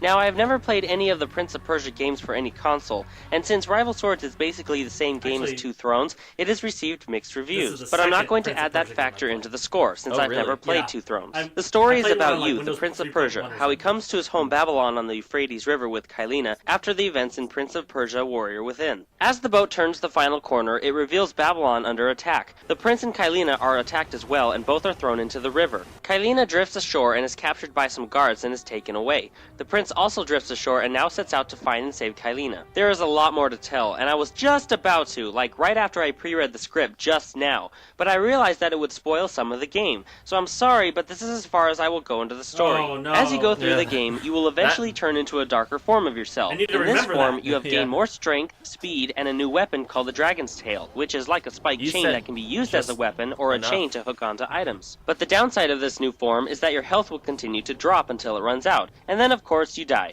But to prevent this, you will have to find special sand that regenerates your life. It can be obtained by killing off your enemies and breaking open pots and containers. This game, by far, has the best graphics when it comes to the cinematics I have ever seen for a Wii title. Now, the graphics for when you're actually playing look amazing as well, but I still can't get over how well the cinematics looked. If you've never played a Prince of Persia game like me until this one, the main principle of the gameplay is not to fight, but to go through the levels using the prince's acrobatic skills, such as wall running, flipping, and almost defying gravity itself. I have mixed reactions for the controls. They were almost perfect when it came to using your acrobatic skills. Move with the analog stick and the nunchuck, and use the A, B, and Z buttons to jump, wall run, roll, etc. So I had pretty much no problem with those, but I kind of did when it came to the fighting controls. To swing your weapon or weapons, swing the Wiimote and or nunchuck. It doesn't sound hard, and it actually isn't, but there are a lot of combos you can pull off by swinging the Wiimote and nunchuck in a precise order. The problem is just that though. When facing multiple enemies, you don't want to think of precise combos, because the motion sensors can become either under or oversensitive.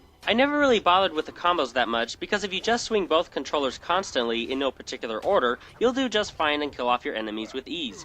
So the whole point I'm trying to say is that there really isn't a lot of strategy when it comes to fighting. There is a special principle to the fighting mechanics that I've seen in 2 previous Wii titles that I've played, where the game will go into an automatic fight mode, where you'll have to swing the Wiimote at just the correct times to receive an instant kill. The camera was very well done. You can move it freely around the prince using the directional pad on the Wiimote. You can also press the 1 button in certain areas to get a bird's eye view, and press the 2 button for a first-person view. The voice acting was very well done. No complaints at all. In this game, you don't get a choice of when you want to change forms, like you do in Spider-Man Web of Shadows with his red and blue and black suit. In this game, when you get to a certain part in the level, it will automatically change for you. I've always wanted to play a game where you have like 1 to 2 seconds of reaction time to get through the levels or else you'll die, and this is the closest game to come to that style. You will have to think quickly if you want to succeed. Throughout the game, you will gain a special ability called the Recall Power. This awesome ability will allow you to go back in time for up to about 10 seconds, which is just enough time to correct a mistake like falling from too high up and try again. I thought this was one of the coolest things in the game. There are other special abilities like the Eye of the Storm, which basically slows down time so you can maneuver through faster than your enemies or pass through doors that will quickly shut as soon as you open them. You only have 1 life, but infinity continues. A lot of this game is about trial and error, so the Recall Power is like your best friend in the game, and trust me, you will use it quite a bit. Each time you use a special ability, it will consume 1 sand tank, located at the top left of the screen. There are a total of 6 sand tanks, but you will have to play through the game to acquire all of them. To refill the sand tanks, either kill your enemies or break open pots and containers that are littered throughout the levels, just like you would to refill your life when you are the darker form of the prince. Each level is very lengthy. It will take you at least an hour trying to get through each one, which was fine by me. I love lengthy games, so this one fit the bill very well. The boss fights were very fun, but could be very challenging as well, like this first boss. This big, fat, ugly-looking abomination that has no lower jaw was actually quite challenging to defeat, which made the game more fun to play. Wow. Throughout the game, you will acquire sand credits, which are used to purchase items in the art gallery. It's nothing special, but it's still fun to collect. Prince of Persia: Rival Swords is a great game. Amazing graphics, great platforming controls, good fighting controls, lengthy think-fast levels, terrific voice acting, and the price tag is only $20. The only downside was that killing off your enemies didn't take a lot of strategy, since flailing your wrist pretty much did the trick every time. But overall, this game was so fun to play. Now remember, I'm not judging the game on the account that it's basically the same game as Prince of Persia: Two Thrones, because I've never played that game. So with that said, this game gets a 4.25 out of 5 with the title of awesome.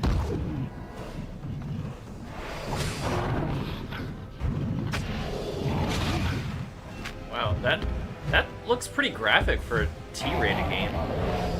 No lower jaw and all bloody. You can see his butt. So loud. Let me get to the next one. Okay. Yeah, so I had played tiny bit of Prince of Persia, the original one, with rotoscope graphics on Windows 3.1 or 95 or something like that. I had a friend whose mom used to play that a lot. I would just watch that. Oh, really? Mm-hmm. Interesting. I'm noticing that, at least in the early reviews, I will reference games that I've already played. Yeah. I've already reviewed. When it comes to a certain mechanic or attribute, and it's just interesting to me that I reference this very specific game instead of just in general. Yeah. Well, I don't know. It's kind of interesting because it's like if you've been following along with your reviews for a long time, it's kind of it's like you're going on a journey, you know. Right. Yeah. That was kind of the point, because I have reoccurring watchers.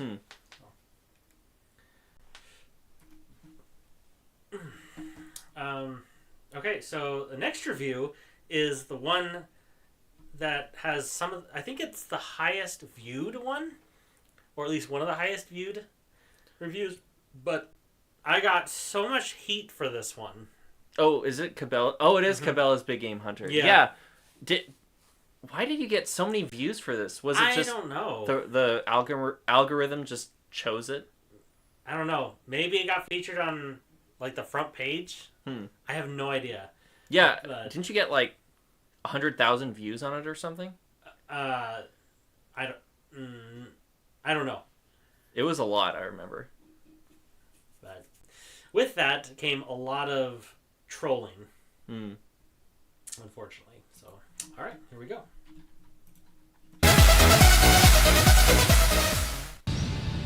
It's time for the Cabela's Big Game Hunter review for the Wii. Now, I am not a hunter by any means. I just don't see the fun in hunting other animals for sport. So with that said, I guess you've already figured out that I have never played any Cabela game ever. Don't worry, I try not to be biased. Just because I don't like hunting doesn't mean that it will affect the score in the end. The main part of the game is about a hunter, you, who goes to various places of the world to hunt down big game animals such as moose and water buffalo, thus the title of this game. In each region, your main goal is to either hunt down a certain animal such as a rare breed of deer or a big animal such as this bear. But to do this, you need to complete mini-quests such as hunting down regular-sized animals of a species. But to do that, you need to acquire the correct licenses for that particular animal. If you shoot down animals that you don't have licenses for, you will receive a warning. Do it 2 more times and the game will revert you back to your last checkpoint. So to obtain the licenses, you will have to find the right people throughout the wilderness and complete the quests they give you. Once you do all that, then you can hunt your trophy. The graphics are pretty good. When you first start out, you might think of it as watered down or unfinished, but as you go through, I don't know why, they will begin to look more detailed. The controls were very good for the most part. Move with the analog stick on the nunchuck, fire your weapon with the B button, scope using the C button, press Z to use your hunter's sense, which will darken the screen but let all of the surrounding animals glow so you will see them better, and of course aim with the Wiimote. But some of the problems with the controls was that 1, the target on your screen would sometimes freeze for a few seconds, which you would have to flail the Wiimote to correct it, and it wasn't just a one-time thing, it was more like every 5 to 15 minutes it would do this. And 2, while in scope mode, moving the Wiimote would feel delayed and sluggish, instead of being precise and quick. I have to admit it, when I first started playing this game, I was bored out of my skull. But after about 20 to 30 minutes of playing, I was actually enjoying it. I don't know why, but I was. If you press the right button on the directional pad on the Wiimote, you will see a list of all your weapons and items you can choose from. I do not know guns at all, so I'm glad that they gave you the statistics of each weapon to best suit the type of animal you're hunting. Each time you shoot down an animal, your adrenaline gauge will go up. When it's full, press the down button on the directional pad to somehow make the animals go super slow for an easy target. One of the main problems I had with this game is that all around you there are lots of invisible walls. What a pain that was! A good example of this was right here. I had to get to the other side of the bank, which looks easy, right? Wrong. I had to get to the other side of the map just to cross, then make my way back up to the spot where I needed to be. Talk about aggravating. And another main problem I had with this game is that there is no on-screen map. Instead, you will have to open up your PDA to check where you are, which became very annoying. This isn't a main problem, but more of a noticeable annoyance. Sometimes as you would walk along, your character would sometimes glitch up. It doesn't affect your overall performance, but it just tells me that this game was not properly tested enough. Each time you completed a minigame or finished a level, the screen would show you your stats on how well or how bad you did. Along with Career Hunt, there's also Instant Hunt, where, you guessed it, just pick a location and start hunting. Cabela's Big Game Hunter is a good game. Good graphics, good controls for the most part, the price tag is only $20, and it was surprisingly fun. But the downsides that I found were that the targeting system would occasionally lock up on you for a few seconds, as well as feel delayed and sluggish while in scope mode. There are some graphical glitches that would get annoying, there are quite a bit of frustrating invisible walls in each level, and the lack of an on-screen map was very annoying. But overall, with that long list of negatives, the game was still pretty fun to play. And remember, that's coming from me, someone who doesn't enjoy hunting at all. This game gets a 3.25 out of 5 with the title of Good. Oh yeah. Yeah.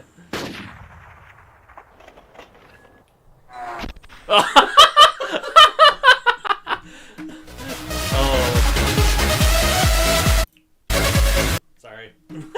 I try to catch it in time. You can just like click the screen, can't you? No, you can't. Really?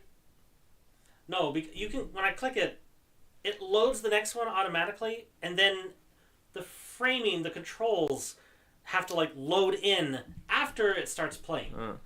It's dumb. Why does the audio sound so different? It's because I had a really crappy microphone at the time.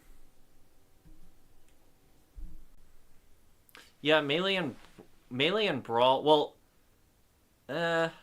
I think I read Brawl was rated T because you could see Wario's butt crack when he was ready to fart. Like that, like legit. I'm pretty sure if you go on like the ESRB website and go to Brawl's Brawl's page, it lists that exact reason. It's because you can see Wario's butt crack. Oh. And Melee was rated T because I don't think E10 was created at the time. It was Really? yeah. E10 was created in like 2005 or something.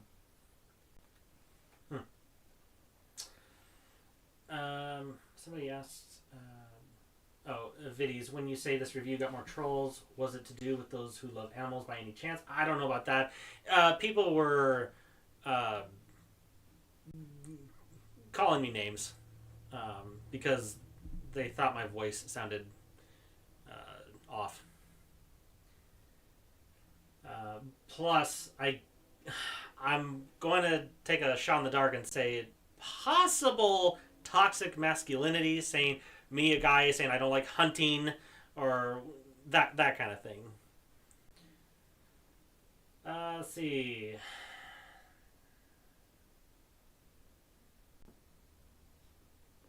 Yeah. Mario Sunshine is next. So, okay. Let me... Come on. There you go. Alright, here we go.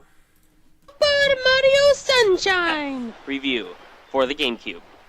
Super Mario Sunshine was the first real Mario game for the GameCube, just like Super Mario Galaxy was for the Wii. The story is about Mario, of course, how he, Princess Peach, Toadsworth, and a bunch of Toad lackeys all fly to Isle Delfino for a relaxing vacation, but they receive the exact opposite. As soon as they arrive, they find this weird paint-like substance that has been covering parts of the island, and Mario has been accused as the perpetrator. As punishment, Mario has to clean the entire island with the help of his new mechanized friend, Flood. Flood is basically a talking hydro pump that Mario straps onto his back and uses him to spray away the goop with water. Because the island has been gooped, the shine sprites that reside in the middle of the town have vanished, and so the island has darkened. So that's the story. Now get to cleaning! If you've ever played Super Mario Galaxy, Sunshine is very similar, except without the wacky gravity changes and you're on an island instead of space. But the concept is pretty much the same. Go through each level trying to figure out where the shine sprite is and how to obtain it. Most of the levels are non-linear, except for a few that have an obstacle course principle to them that are very fun to play. It's usually pretty easy to figure out where the shine sprite is, but retrieving it can be quite challenging.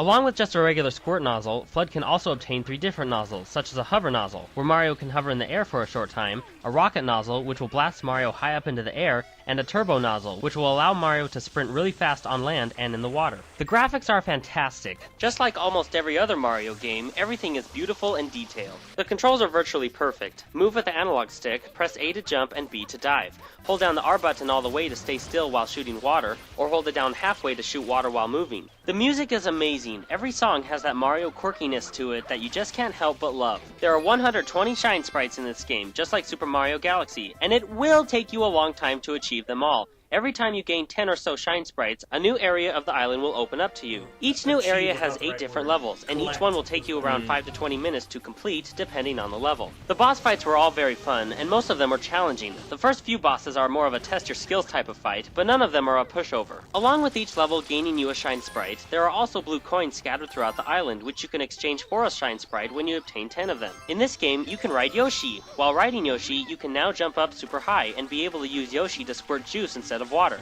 Yeah, I'm sure the locals really love to get hit by regurgitated juice from Yoshi. Yoshi can become different colors depending on which foods he eats. It doesn't have a purpose, Yes, but it it's does. variety. You can go almost I anywhere totally with missed Yoshi, except when he touches water, I don't know why, but he will dissolve. Yeah, tell me if you figured that one out. Super Mario Sunshine is an amazing game. Is it possible for Mario to be in a bad game? Fail. Yeah, I forgot. But anyway, Mario's Sunshine Picross? has awesome graphics, Really? great gameplay, great It's not a bad controls, game, great though. story, beautiful music, and that Mario charm that we all know and love is everywhere. The only downsides that I found was that 1, the depth perception would be low sometimes, mostly when you're high up from the ground via the rocket nozzle. And 2, it became a little frustrating when you would squirt water while standing still, because Mario moved too slow when rotating from left to right and or turning around. But overall, this is one of the best Mario games out there, and it's at the top of my list, tied with Super Mario Galaxy. This is a must-have for anyone who owns a GameCube or Wii. This game gets a 4.5 out of 5 with the title of Epic. Quick pause. Quick pause. Quick pause. Let's just do this. So. We can hear it, but I lowered it in OBS.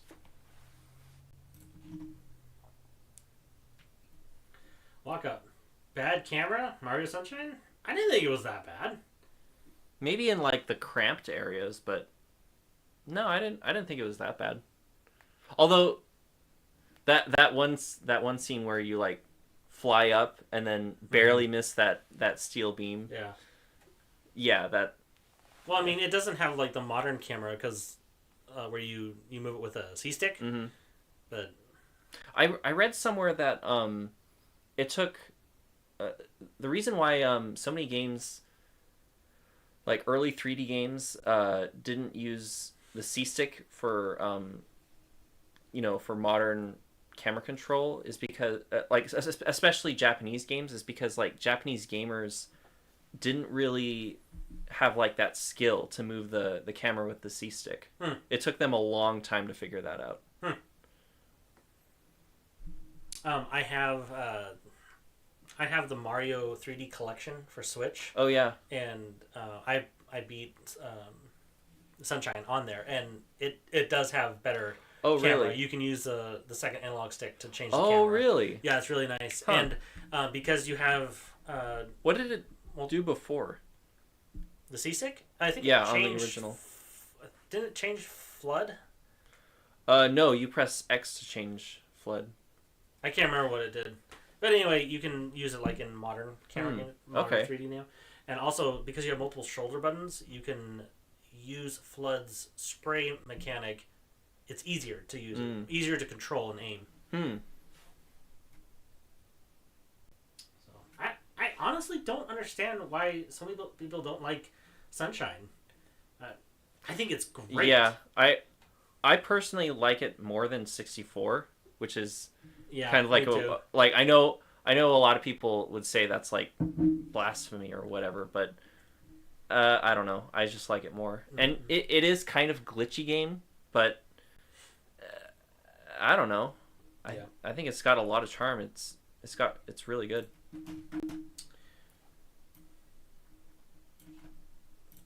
Okay, here we go to Pikmin.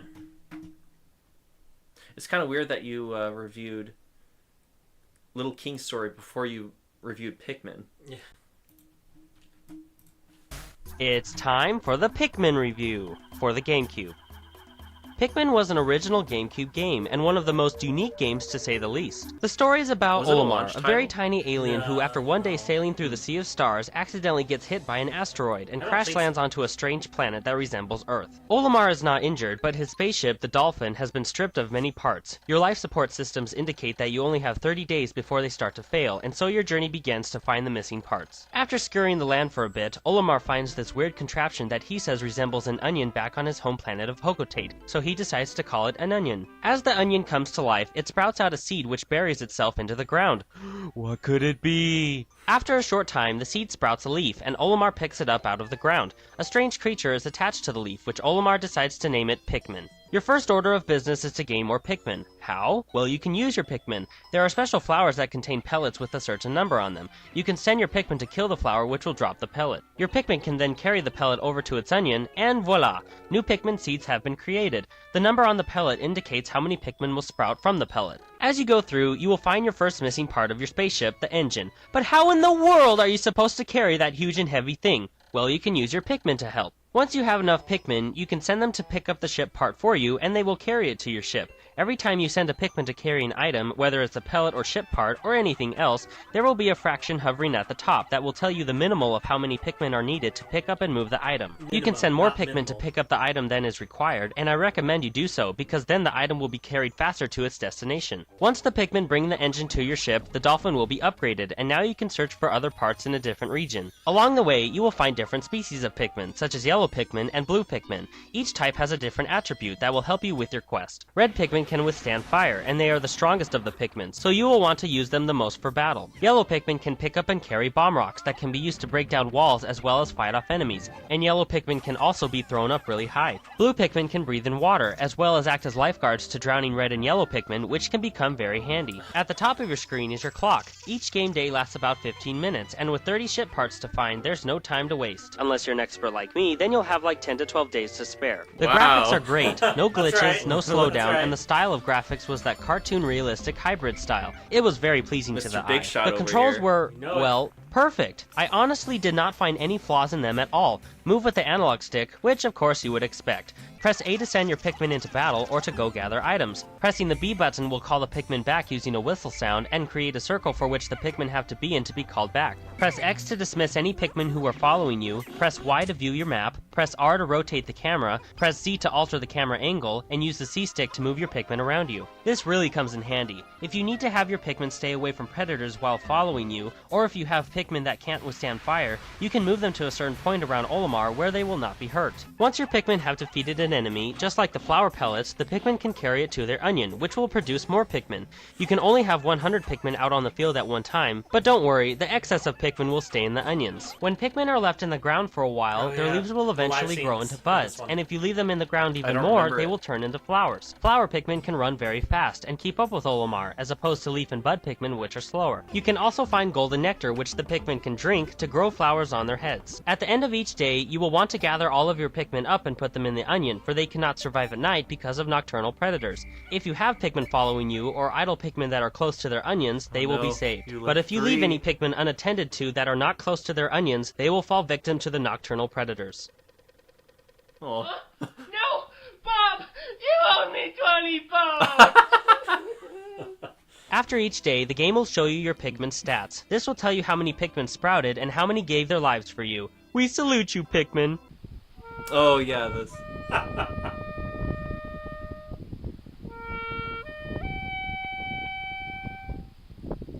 What? It's the only thing I had.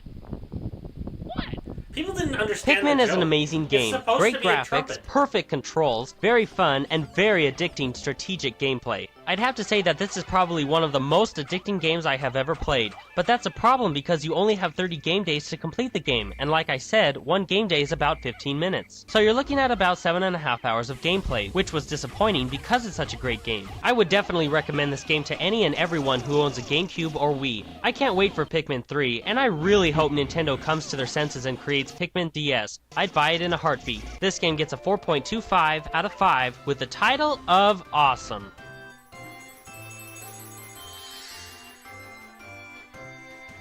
Was there a reason? Oh wait, right. This is the first bloopers. Yeah. Oh, no! Bob! You No, that's not right. What did I say? Well, that's what What did I say last time? you grab the camera.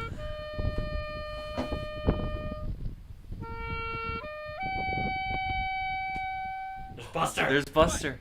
It's the only thing I had. What? I'm really running going now. Freezing. See, I pressed space and it doesn't do anything. Ah, that's annoying. F-Zero Oh, man. GX. Was there a reason why excuse me, you like explained the controls, like what button does what? I don't know. Call it filler. I don't know. Maybe it was more of. I felt like that was my job as a reviewer to tell you, but obviously not anymore.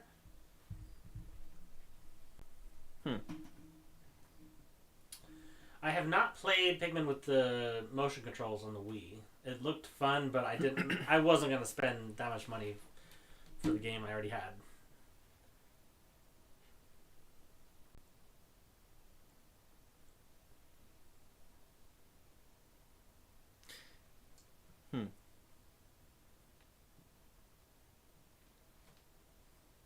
What's up, Josh, man? Thanks for coming to the stream.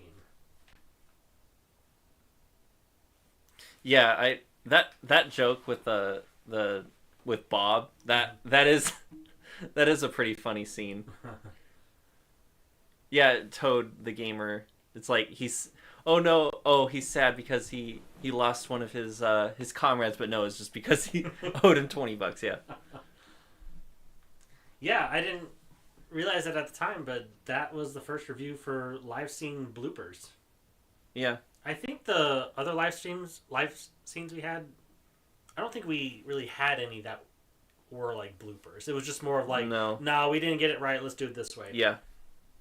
I remember, I think in the very first one on Sonic and the Secret Rings, we had like, me and my sister, we did like a lot of takes for that. Mm-hmm.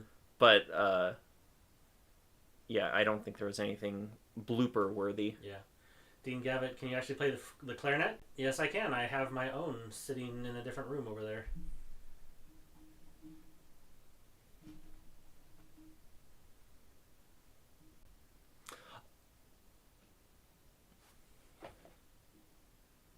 Yeah, Buster was in the background. He looked like he was pouncing on something. Yeah, probably found a grasshopper or something. Lizzie has Hey Pikmin for the 3DS, and I watched some of it, and I wasn't impressed. Oh, yeah? And I haven't played it. Yeah, I heard it's not very good. Or it's not like amazing or anything. It's just kind of a meh game. Why was Pikmin 3 mentioned in Pikmin review but not 2? I was saying I can't wait for Pikmin 3 to come out, because Pikmin 2 had already come out. F-Zero GX needs an HD port. Heck yes, it does. Yeah, it does.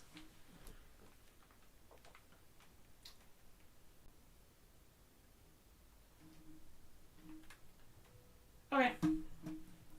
Here we go. F-Zero GX. One of my favorite live scenes to do. A lot of people didn't like it, but I don't care. I had fun with it. It was funny. There's multiple live scenes in this review. Yeah. And bloopers too, right?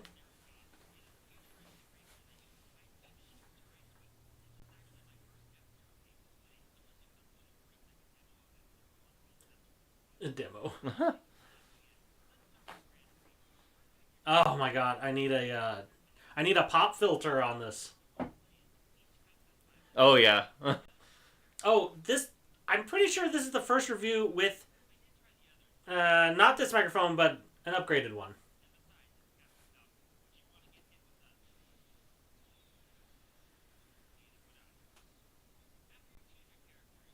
Oh shoot. Oh. I'm so sorry, you guys. They can't hear it. I didn't turn it. I didn't turn the audio back up. Oh no. Oh, my bad, my bad. I will fix that now. Thank you for noticing. Alright, start over. Here we go. GX review for the GameCube. F-Zero GX is the 5th installment of the F-Zero games. It is a futuristic racer that uses high-speed machines to race with. This was actually my first F-Zero game to play, unless you count the little 40-second demo of F-Zero on Brawl's Masterpiece Collection. There are many ways of playing GX. Let's start with the Grand Prix. First, pick your difficulty level from Novice, Standard, and Expert. After that, choose the cup you want to play in. Each cup has 5 different tracks. Now choose the character you want to race with. For me, I always pick Captain Falcon. I did try the others, but Captain Falcon's Blue Falcon always worked the best for me. And besides, it's Captain Falcon. Would you want to get hit with a... Neither would I. After you choose your character, you can modify your machine settings by either lowering your max speed for acceleration or vice versa. The more max speed you have, the less turning power you'll have. If you max out your acceleration, you won't be very fast compared to the other machines, but you'll be able to turn on a dime. The racetracks are far from normal. Some of them have over-the-top designs, and to make it even more exciting, your average speed is around 1,000 kilometers an hour and can reach speeds over 2,000 kilometers an hour. I'm not too familiar with the metric system. Oh wait, I have my handy-dandy calculator. Now there's about 0.621 miles in a kilometer, and we have 1,000 kilometers. So to figure this out, we take 1,000 kilometers times 0.621 miles equals 621 miles an hour. Now we double that for 2,000 kilometers an hour, which gives a grand total of 1,242 miles an hour. Now that's fast. Hooray for math! In Grand Prix, you get 4 lives. If you restart the race, not the whole Grand Prix, or if you fall off the track, you'll lose a life. After you complete a race, the game will award you with points, depending on which place you came in. After the last race is complete in the Grand Prix, you will receive your final score. If you came in first, then you are awarded with a special, but weird interview with this guy. Look at him. What is he doing? Anyway, you get to choose which interview question he'll ask you, then you'll answer him, and then it's over. Why is he breathing like that? Did the developers want us to make sure we know he's alive? Such a nice evening. Yeah. Oh no! Oh no! He's dying! He's dying! I'm helping you! I'm helping you! You're gonna make it! You're gonna make it! See, I'm breathing! I'm breathing! How are you breathing?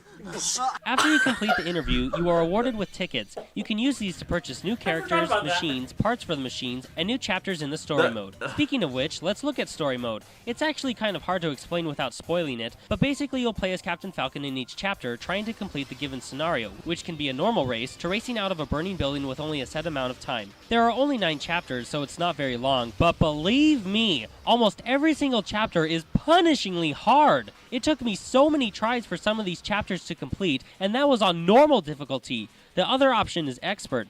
Yeah, I'm not going to go into that. It was just too painful. Versus Battle is just multiplayer mode, where you can race with up to 3 friends and the computer. Practice mode is what you would expect it to be. You can either race by yourself or I add all love the 29 music racers in to that practice stage. against. Time attack is also what you would expect it to be. After completing a stage, you can race your ghost just like in Mario Kart, or pretty much every other racing game. The graphics are great, no glitches and no slowdown, which you would hope not because you're racing at ridiculous speeds. It's very detailed and the cutscene animations are very well done. Except, I think the developers went way overboard with some of the animations. Like this for example. Just watch, see if you can understand what I'm talking about. That's a fine-looking machine you're driving, Falcon. You know the law here in Red Canyon. If you lose the race, you forfeit your Yeah, his arms. Yeah, this is funny. Yeah, me too. Wanna play rock, paper, scissors? Sure. Okay. Rock! Paper! Scissors! I win. No! How could I lose? It's not really a forgot downside about since it that. doesn't affect the You game's did? performance. Yeah! It's more of a what the heck kind of thing. I've noticed this style of animation from Sega often, especially in Sonic games. I'm not dissing Sonic or Sega. Seriously, I love Sonic and Sega. I just want to know why. Maybe the developers watched Power Rangers too much. Oh my god. I forgot I put this in. Power Rangers was awesome. The original. You just put this in just because you love Power Rangers. I love Power Rangers.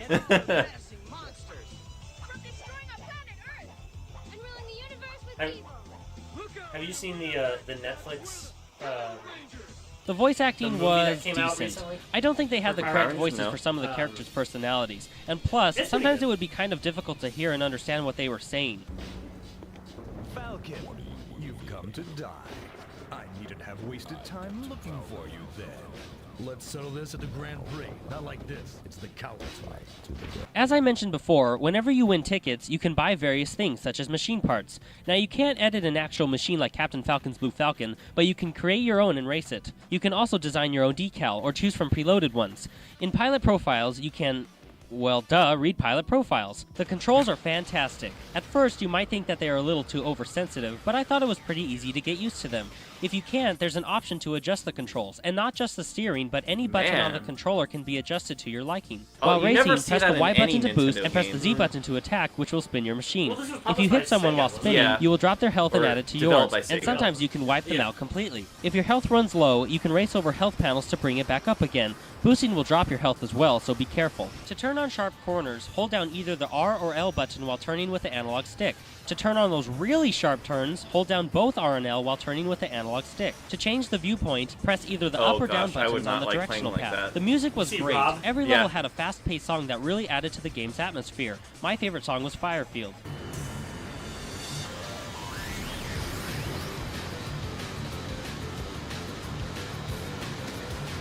Dang, that song rocks. I'll sometimes play it when I'm on my way to work. F-Zero GX is a great game. Great graphics, great controls, excellent sense of speed, fantastic track designs, lots of characters and machines to choose from, and being able to customize your own machine was very cool. The only downsides that I found was that 1, the difficulty in story mode was just brutal, even on normal difficulty. 2, sometimes it was kind of hard to understand and hear what the characters were saying in the cutscenes. And 3, I don't think some of the voices were a good match for some of the characters' personalities. But overall, this game is one of the best racers I've ever played. I bought this game for only $15, and I bet you could find it now for Only even less. 15? It's worth every penny. Yeah. This game gets a 4 out of 5 with the title of awesome.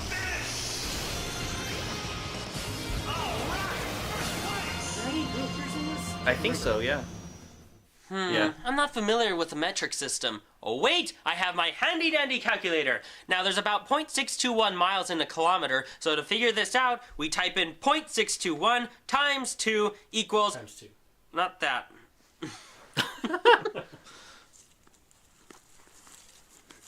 So bored.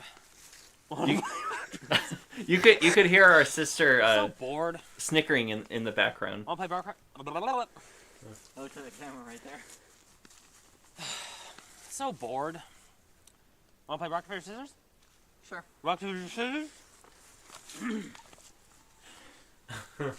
Rock, paper, scissors. He went out of frame. Yeah. Okay. Yeah, that for a long time that was my favorite review of yours. It was so funny. Although I really like the first live scene, or with all of us, the breathing one. But honestly, I think the punch at the end just kind of like ruins it.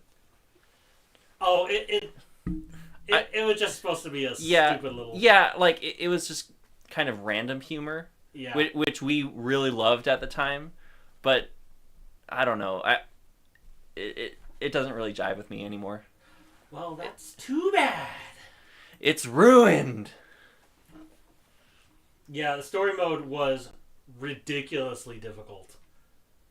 But I did beat it. It was fun.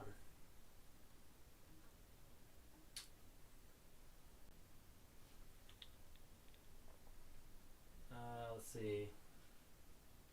So I got a lot of heat for that, saying like I wasn't funny for the skits or whatever. And People didn't think the skits were funny? no, not at all. And I think it's because I think they were people older than us, used to more professional videos at the time. And I'm like, okay. I don't know. I think it's like the jokes were pretty decently well communicated. I mean, you kind of had to like pay attention to the setup, like what you said before. Like, you know, what is he doing? Why is he breathing like that? And then going, you know, then you show the live skit. It's like related to that.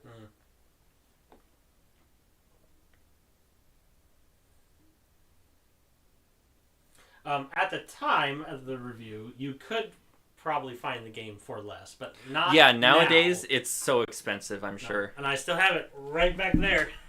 Somewhere. Yeah, somewhere over there. Oh, there it is.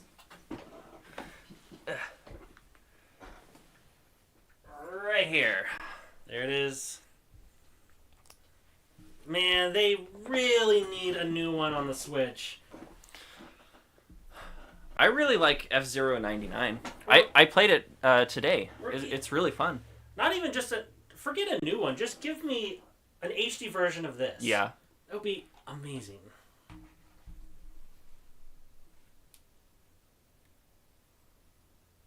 The skits in the reviews complimented my reviews rather than take them over. Well, thank you. That was the point. Mm-hmm. Okay. If you guys want to keep going, I'm happy to keep going. Yeah, I can keep Are going. you starving like last time? Nope. Good. Let's keep going. Next one is Quantum of Solace. So yeah. Oh yeah. Wait. Hold on. Let me do this. Let me cue it up. Right there. And then Yeah, turn up that audio. turn that up. Here we go. It's time for the Quantum of Solace review for the Wii. This is my first movie game review, and what better game to start off with than... Bond. James Bond. Well, actually, to tell you the truth, the only movie games I enjoyed are the Lord of the Rings games, and GoldenEye was pretty cool, which, of course, was a 007 game. But other than that, pretty much every other movie-based game I've played have just downright sucked. But let's see how this game stacked up. Since this is a movie game, I'm not going to tell you anything about the story. Sorry, but it's just too much of a spoiler. What I will say is that you play as Bond. James Bond. or a secret agent named 007. This I don't game, know why, as you should but already know, is I a think first-person that's funny. shooter. Look at And the if water. you've seen my Look Conduit how review, you'll know that I'm not too big terrible a fan the of water first-person is. shooters. Because, well, mainly I'm just not that great at them. But anyway, this game is just another example of get through the level, shoot down the hundreds of henchmen that get in your way, and catch the main bad guy. Although, the odds of accomplishing this in real life are just ridiculous. But that's why it's a game, or in this case, a movie. I've always felt sorry for the unnamed henchmen in movies and games. The way I see it, if you're cast into a movie as a bad guy, but your character doesn't have a name, you can pretty much guarantee yourself that you'll only be in the movie for 2 seconds, getting shot at and dying. Oh, yeah. You're not like behind a tree or anything. Yeah. You're just out in the open. Yeah. And cut. All right, good job, everybody. Hey, yeah, here's your payment. Now get out of here. Thank you. I got $5. Oh, it's in a movie. Oh yeah. Oh yeah. Like in virtually every FPS game I've played, and I'm going to guess for you as well, $5. you get to hold 2 weapons to make your way through the level. To gain more ammo, just walk over an ammo set to pick it up. There are some instances in this game where you will have to solve puzzles to reach your destination, like figuring out how to cross a 3-section bridge, to hacking into door locks using the directional pad on the Wiimote. I really enjoyed these. Too bad there's just too few of them, and they don't last very long at all. The graphics are good. They were definitely not the best the Wii can offer, and I know the Wii is in last place when it comes to graphics, terrible. but still. Water Now the doesn't look good. cutscene animations look great. I did not have a problem with those. But when you're actually playing, I don't think the developers put too much oomph into it. The controls are great for the most part. Aim with the Wiimote, fire your gun with the B button, reload by flicking the nunchuck, and hold down the A button to The sprint. Conduit looks Some of better the than problems this. I had with the controls, though, were that 1, to jump, you press the C button and scope using the Z button. For me, I thought that Nutshot. these two should have been switched. Since you will probably be jumping more often than scoping, you would want the button you would use more to be the bigger of the two. It might not sound like such a big deal, so sorry if I sound like I'm being persnickety. Another problem I had was that when you did have to jump over any obstruction, the C button would sometimes fight you, and then you would not jump and then you would die.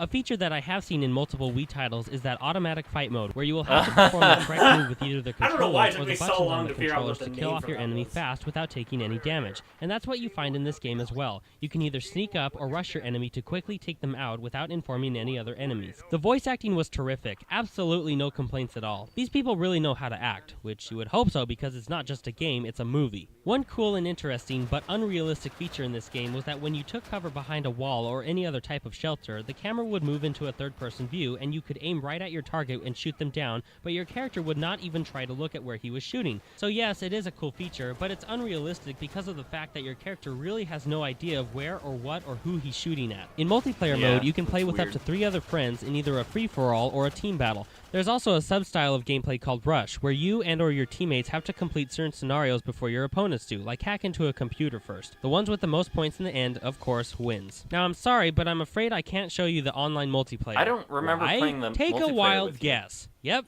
That's right, I my think internet it hates me and was refuses to be Espion. fast enough to Oh. play a simple match online. And actually, I've read online about instances by poor souls who have actually played online matches, only to reveal that the game has horrible lag. But I'll leave that up to you. Quantum of Solace is a good game, despite its numerous flaws. Good graphics, very good controls, excellent voice Right at me acting, on that. fun local multiplayer, and of course, you get to play as Bond. James Bond. But the downsides that I found were 1, the graphics, even though I said were good, really could have been tuned up a lot more. The C button would battle with you on occasion. This I looks think like a the C and D Dreamcast button game. function should have been switched, and the over-your-shoulder gun technique was cool, but unrealistic, which was disappointing. I can't really say if the online multiplayer was a pro or con because of my horrible internet speed, but from what I've read online, I don't think I'm missing anything special. If you want a first-person shooter game for the Wii, and is very fun, go out and buy the Conduit. I bet you'll have a lot more fun with it than this game. This game gets a 3.25 out of 5 with the title of good. What score did you give the Conduit? James Bond. Again. What's that? What score did you give the Conduit? I forgot. 4? I think.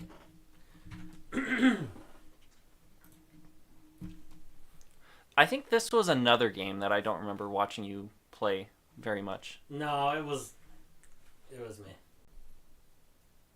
Still better than Scarlet and Violet. Ooh. Well, it's not you're not totally incorrect. Red's debut as a movie extra. Yeah. Skip the best intro? Oh, sorry. I played it once, but I'm not going to play them all. Plus, it's way too loud. Do I watch any of the James Bond films? Yeah, I've seen a handful. I've not seen them all, though. I don't think I've seen any. Oh, I remember there was one time in school where I was doing like an online assignment. It was like a reading assignment or something, and one of the questions was it was like a short little paragraph about like James Bond, and it's just like a grammar kind of question, like find the error in the sentence or whatever, and it was about James Bond, and I ask you, hey, who is James Bond? And then you look at me like what? You've never heard of James Bond? And I'm like, I don't know, I'm like maybe 9 or 8 years old, but That's no excuse. But you look at me like I don't know who Mickey Mouse is or something. But I've never heard of James Bond before at that point. I guess I thought it was such a well-known. Yeah. Well, I never saw any of the movies. We never watched them as a kid. No, we didn't. So I didn't know. I don't know. I thought maybe you at least knew from the meme. Yeah. For the what? The meme. Oh, the James Bond thing? Mm-hmm. I guess. Did I ever get spammed with friend requests since you often revealed your friend code in reviews? No, I never got spammed. I got a few of them. But, honestly, I think I got fewer than I thought I would get.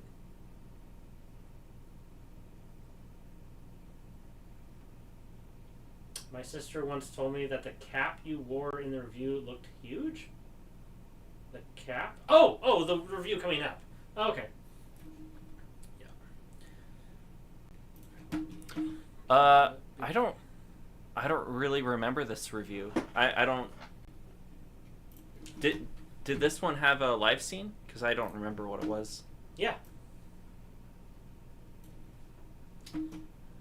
It's pretty cringy. Oh, great. For the Big Brain Academy Wii Degree review for the Wii. Big Brain Academy Wii there's Degree is the Ganondorf sequel of behind Big Brain you. Yeah. Academy for the DS, which I own as well as this game. I bought Wii Degree because I really like the DS version, and plus, it was only $20. This is a thinking game. I'm not sure I would say it's an educational game because you're not really learning anything new. You're enhancing your brain power with 5 different exercises. Now everybody settle down. Class is now in session with your professor, Dr. Loeb. When you first register yourself, you're given the 411 and then a brain test to basically see which areas of thinking power your brain is mostly developed in. With each category come 3 different mini-games, so there are 15 games divided into 5 categories. Once you are done with the test, you will receive your score and title. Your title is determined not by how many points you received, but by which categories you performed the best in. So now you are free to practice on any of the 5 categories. There are 3 different settings in each category: easy, medium, and hard. So let's start with identify. In this category, the mini-games are all about identification, like figuring out which animal there is most of to quickly figuring out which picture is showing up. The second is visualize. In this category, you will have to study the pictures, then visualize the answer. Examples would be spotting the oddball out of 4 animations, or figuring out the correct pathway for a train's destination. The third category is memorize. As you have probably figured out, these games are all about memorizing the information given to you, then repeating it in some way, like remembering the reverse appearance of certain items, or carefully watching where the birdies went. This bird game is one of my favorites in the game. The fourth category is compute. This is probably my most least liked category because it deals with you having to think really fast about numbers. And So for just me, least that's just liked. definitely not one of my strong points. But that's why this game helps you with it. Examples would be carefully watching which color of ball mostly hops into a basket to popping the correct order of balloons starting with the lowest number and ending with the highest. The fifth category is analyze. With these mini-games, you are quickly given some information and then you have to work out the problem with the given information. Examples would be choosing the correct pictures associated with the information above, or choosing the correct design of blocks from the given picture That one's above. hard for Every me. time you complete a mini-game, you will receive brain grams, which act as points. If you receive at least 100 grams, you will win a bronze medal. 200 plus grams will earn you a silver, and 300 plus a gold. Now, if you have a massive brain Buster. and reach at least 400 grams, you will have gloating rights and receive a platinum medal. Now, if you obtain obtain at least all gold medals in one minigame on all the difficulty levels, you will receive the expert difficulty level and more gloating rights. Every time you complete a minigame and received a good amount of braingrams, your pentagonal diagram will be filled with a blue outline to give you a general idea of where you stand on each category. Now, this is definitely not a game where the graphics look like a work of art, but that's okay, because this game doesn't have to have awesome graphics because of what the game is about. Plus, I highly doubt the developers cared about how this game looked anyway, so because of that, I'll just say the graphics look fine, because honestly, I don't think it really matters. The controls work perfectly. Can you guess how they worked? Yep, it's just a point-and-click game. Aim with the Wiimote and press the A button to select. Simple as that. As well as the single-player mode, there is also a good selection of multiplayer games where you and your friends can compete against each other. Now, when I first saw Wii Degree, I was a little skeptical at buying it, and this is why. Okay, with the DS version, you use a stylus to select your answers, so it's really accurate when you're playing the game. Now, with the Wii version, you use the Wiimote, of course, and I thought it wouldn't be as accurate because you have to use the Wiimote. But you know what? It really is accurate, so that's a good thing. Oh, and one more thing. Before I go, here's my score on Big Brain Academy DS version. Look at all that blue. Yep, so it's official. I is smart. Big Brain Academy Wii Degree is a very good game. Graphics are good for what the game is about. Perfect controls, fun mini-games that can be quite challenging. The price tag is only $20, and it's always fun to find out which areas of thinking you perform the best in. The only downsides I found were that 1, there is no online mode. I think it would have been cool to challenge other people around the world and have an online ranking system. And 2, since there is no online mode, I can see that in the future, there really isn't going to be anything to keep me coming back to it. But, oh well, this game is worth every penny, especially since it's only $20. It's fun for all ages and can be a good party game as well. And your parents will like it too, because it's a game that will exercise your thinking skills. Hooray for brain power! This game is 3.5 out of 5. The title is good. Yeah.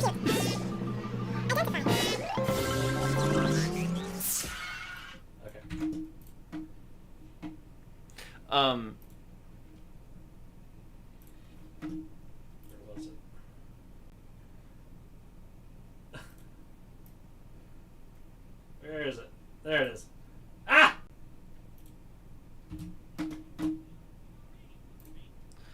IQ test score 3. Have a nice day.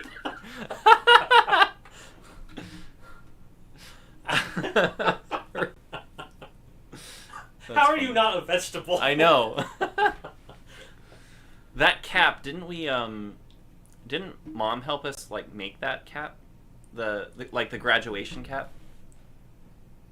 Did she make it for this video? I think so. Yeah. I could have sworn you guys used it in your school. Oh, maybe it was like an art project or something. Yeah. Yeah, I think that's what it was. Buster. Rose. Buster. Man, I don't know why, in some of my live scenes when I'm talking to the camera, it's like I drank 6 Red Bulls before doing it. I talk so fast. And I think it's because I kept messing up before, and so I'd get frustrated, and I was just like, let's just get this over with, and I'll just keep going.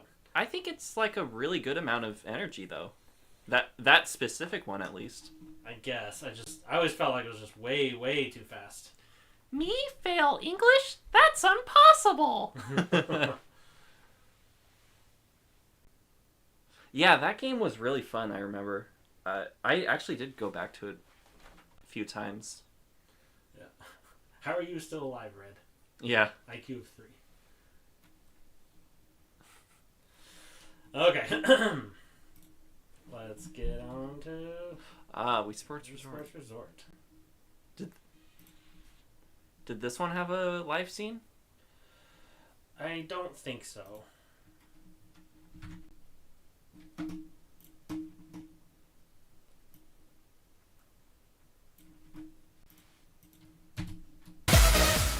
It's time for the Wii Sports Resort review for the Wii. Oh man, I love this game. Now before I begin, I have to say that this game was requested by Mega James 12. But because I now own the game, it has been taken out of the Magical Chicken because I own it. And this goes for any other requested games. If you request a game, but I buy it sometime after you requested it, I will take the request out of the Magical Chicken, post your name in my next review hint on my YouTube profile, and review the game ASAP. Yeah. On to the review. Wii Sports Resort is the sequel to the free game that comes when purchasing a new Wii system, Wii Sports. In the original Wii Sports, there are only 5 games to choose from, But in Wii Sports Resort, Nintendo went crazy with it and added more than double the amount with 12 games to choose from. When you first start the game, there will be a little instructional video explaining the peripheral that comes with Wii Sports Resort, the Wii Motion Plus. This is a little block that you plug into the bottom of your Wiimote that will enhance the Wiimote's precision when you're playing the game. So after the video is complete, you find yourself or one of your Miis from your own Mii channel inside a plane who's about to jump out and skydive towards Woohoo Island. I don't know why the game chose to use one of my cats to be the one to jump out, but oh well. This is actually one of the games in Wii Sports Resort, but we'll get to it later. After you land on Woohoo Island, you are now free to play any of the 12 games it has to offer. So let's start with swordplay. In this game, your main objective is to knock your opponent off of the platform and into the water using play swords. Sorry guys, this is a knee for everyone game, so don't expect to see any blood. Anyway, to swing your sword, just swing your Wiimote and hold down the B button to block. Whoever knocks his or her opponent off 2 out of the 3 times wins. Now, there is a debate to whether you can just flail the Wiimote like crazy to knock your opponent off. This might work in the beginning rounds, but when you start to climb the ladder, it does become harder, and in my opinion, flailing will get you nowhere. Since I can tell this is going to be a long review, I'm just going to say that each game offers sub-mini-games based off of the main game. Like in Swordplay, there are 2 other games that are based around using a sword. As much as I would like to, I'm not going to go into all of them. For one, it will just take too long, and 2, I don't want to tell you guys all the details of the game, so I'll just let it be a surprise. The second game is wakeboarding. In this game, your main objective is to score as many points as possible within a given amount of time by landing tricks with your wakeboard. To do this, hold your Wiimote horizontally, and just as you're about to go off of a wake, quickly jerk the Wiimote to perform a trick, which, if you land correctly, will gain you points. The Wiimote has to be virtually perfectly horizontal for you to land your tricks. If you don't land them correctly, you will not gain any points. Successfully consecutive tricks will increase the amount of points you gain with each trick. The third game is Frisbee Dog. In this game, all you have to do is throw a frisbee in a certain targeted area and have your dog catch it. Where your dog catches it determines how many points you will receive. There's even a balloon challenge where you can pop balloons to gain extra points. To throw your frisbee, just fling your Wiimote in the general direction of where your target is. I'm not that great at real frisbee, so this game didn't appeal to me in the beginning, but now it's not that bad. There's also Frisbee Golf, but if you suck like me at throwing a frisbee, you might not find it that enjoyable. The fourth game is Archery. This was the most anticipated game for me when I watched the E3 demo of Wii Sports Resort. It's very simple. Just shoot your targets closest to the bullseye to receive points. This game uses the nunchuck along with the Wiimote. If you're right-handed, you'll use the Wiimote in your left hand, the nunchuck in your right, and vice versa for left-handed people. To pull back on the string of your bow, hold down the Z button and pull back the nunchuck away from your Wiimote to simulate a real bow. This is one of my favorite games in Wii Sports Resort. The fifth game is basketball. There are 2 games associated with the main principle, 3-point contest and pickup game. In 3-point contest, you're given 1 minute to shoot 25 basketballs into a hoop to receive points. Regular basketballs are worth 1 point, and the money balls are worth 2. Now in pickup game, this is a 3-on-3, 3-minute watered-down version of a game of basketball. Now at first, it might look boring and not even worth playing, but it's actually pretty fun once you start. To shoot the ball, press B, raise the Wiimote, and give it a nice little flick. It really does matter how far away and how much force you put into shooting the ball. Aim and shoot carefully. I thought I'd never say it, but I think this is actually my favorite game in Wii Sports Resort. It's even more fun when you're playing with a friend. The sixth game is table tennis. I'm sure everyone knows how this game works, but to make it official, the main objective is to score the most points by trying to knock the ball out on your opponent's side of the table. You can even put a spin on the ball, which was a nice and realistic touch. What's not so realistic is the amount of force you put into your swing. It doesn't matter if you try to tap the ball or try to send it to Pluto. Any different amount of force you put into your swing will not send the ball back at your opponent at different speeds. It's still a fun game, but I think it could have been better. The seventh game is golf. Oh, that was Waluigi. Now, wait a minute. Wasn't golf in the original Wii Sports? Yep, it sure was, and they've brought it back in Resort. Why, you ask? Honestly, I don't know either, but I'm guessing it's to make use of the Wii Motion Plus. Now, in the original Wii Sports, I really liked the golf game. With Resort, not so much. Why? Because the Wii Motion Plus can make it so that your golf swing can be too sensitive and slice your ball into the rough. There are new golf courses in Resort, and instead of just a maximum of 9 holes, Nintendo delivered all 18 for our enjoyment. Problem is, you might get so frustrated with the sensitivity of the Wii Motion Plus, you won't make it past your 3rd hole. This next thing isn't really a downside, but more of me and my siblings being picky. Just like in the original Wii Sports, the measuring system is way off. Look at that! That is not 3.5 feet away. I don't know why it's like this for either game, but it is. The 8th game is bowling. Yep, just like with golf, Nintendo decided to add bowling to the list. And, just like golf, I did not enjoy it like I did with the original Wii Sports. It's all due to the Wii Motion Plus. I don't know what happened with golf and bowling, but in my opinion, the Wii Motion Plus just decreases the fun in both of these games, because it made the controls for both of them just too sensitive. The 9th game is power cruising. In archery, this game uses the nunchuck as well. The main objective is to get to the finish line while going through rings, which will give give you points. Yeah, To that steer, sounds hold okay. both the Wiimote and nunchuck like you were on a jet ski. Hold down the A button to move forward, and twist both controllers really fast to receive a boost. This game is I don't think okay. I like The this biggest one. issue I have with it is the controls. Sometimes they won't react to the way you want them to, and sometimes they will. Still really a fun game to play, though. The 10th game is canoeing. Now you might be thinking, Oh, canoeing? I hate it. This is the Seriously? worst game. How Yeah, fun this can this is the game worst. really be? Well, it can be pretty fun, but probably not a game that will have you coming back to it very often. The objective is to race the clock and get to the finish line as fast as you can. If you want, you don't even have to race. You can just paddle around for as long as you want. All you have to do is simulate the motion of paddling like you were in a real canoe. That's it. It can be more fun when you're racing a friend as well, but physics still, look the problem, pretty good, in my though. opinion, is, well, there are other games out there that are just more fun and exciting to play. For me, this is my least liked game. Not because it's bad, it's just not my cup of tea. But if you're a person who wants a nice and smooth game, this is the one for you. The 11th game is cycling. In this game, you race around the island on different routes trying to finish in first place. You will use the Wiimote and nunchuck and pedal I didn't with your like this hands. one This either. control scheme is good for the most part. The real problem is the steering. You will have to move both the Wiimote and nunchuck to the right and left to turn on corners. Steering Why is sucks. this a Yeah. problem? Because you're pedaling at the same time with your hands, and the motion sensors can become Oh my evil gosh, and not look at register that. when and Like, where you you're want to holding turn, both, and it just use becomes the- very the- frustrating. I think they should have mapped the steering controls to the joystick and the nunchuck. The last game is air sports. This There are is 3 mini games such in this a good one. category: skydiving, island flyover, and dogfight. island flyover. In Yeah, island skydiving, your main flyover is objective is so to link good. to other people for a picture, which in the end will This give you one's pretty points. fun. The more people you link to and took a good picture, the more Yeah. points you will get in the end. Your Mii acts as the Wiimote, so whichever direction you move and turn with the Wiimote, that's where your Mii will go. In Island Flyover, you get to fly your very So own much fun. personal One of the aircraft. best. The main objective in this game is to collect information about the island. How do you do this? Well, there are 80 points of location that will give you information about that spot. You will receive special prizes when you obtain more and more information about the island. The controls are basically the same for your plane as when you're skydiving. You can push forward on the Wiimote to give your plane a boost of speed, or push it back to slow your speed. It may not look like it, but this is one of the most addicting games in Wii Sports Resort. In Dogfight, your main objective is to have more balloons at the end of the game than your opponent. You can shoot down the balloons that linger behind on your opponent's plane, and collect balloons that are scattered in various places of the island. The controls are just like they are in Island Flyover. This game is pretty fun, but it has a major flaw. There's no on-screen map. You will basically have to memorize the island, which isn't that hard after a while of playing, but still, it would have made this game more fun if there was an on-screen map. The graphics look just like they did in the there needed original to be Wii a Sports. radar. Very cartoony, but that Yeah. isn't a bad thing since it's pretty much supposed to look like this. Throughout the game, you will win stamps by completing certain scenarios in each game that can reward you with different difficulty levels or more options to play during different times of the day. Wii Sports Resort is a very good game. Good graphics, very good controls for the most part, does a good job of showing off the Wii Motion Plus's capabilities, and has a great selection of games. The only downsides that I found were that 1, some of the control schemes could have been tuned up or down for some certain games, and 2, if you want to play with your friends, you will have to fork over an extra $20 for each Wii Motion Plus you want to get, because you will not be able to play Wii Sports Resort unless you are hooked up with the Wii Motion Plus. But overall, this is a really fun game to play. It's a big step up from the original Wii Sports, and it can be a great party game. This game gets a 3.75 out of 5 with the title of Awesome.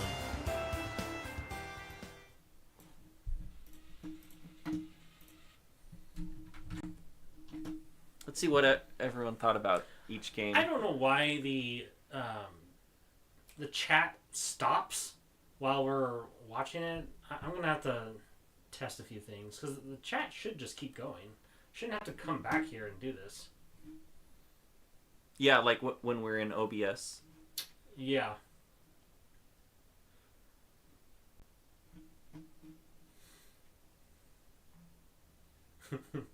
Calculon. I like Futurama too.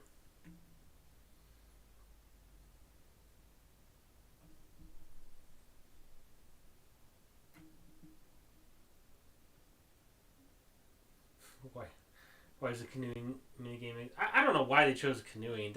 There is a tennis court on the island, and you can't play tennis. Yeah, that's right. It is weird that they didn't have they had golf and bowling from the original, but not tennis. Yeah, the island flyover is probably second favorite. Mm-hmm. For me, it's the 3-on-3 basketball, flyover, then probably bowling. I think for me it's probably ping pong. Maybe island flyover and bowling. But I also really like archery and sword fight. Yeah, archery is probably my fourth. I honestly didn't like the sword fight that much. At least the one-on-one on the platform. If you're playing one of the other modes, you walk through the island and you fight a bunch of NPCs, and you get to like the boss NPC. That one's pretty fun. What's the next one? Wario Land Shake It. Sorry. Do this.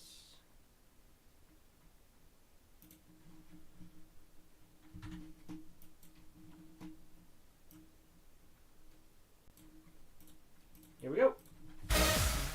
It's time for the Wario Land Shake It review for the Wii. Now, the only Wario Land game I played in the past was Wario Land 2 for the Game Boy Color, which only lasted about 10 seconds, meaning that I got bored with it really fast. Although I did start in the middle of the game, and I didn't know the controls very well, and I didn't know the objective, and blah blah blah blah blah. But enough about that. The story starts out with a mysterious girl sneaking around what looks like a museum. The scene then quickly changes to a pirate ship where you find out this behemoth of a pirate has a coin bag, and with every shake, a limitless amount of coins come out.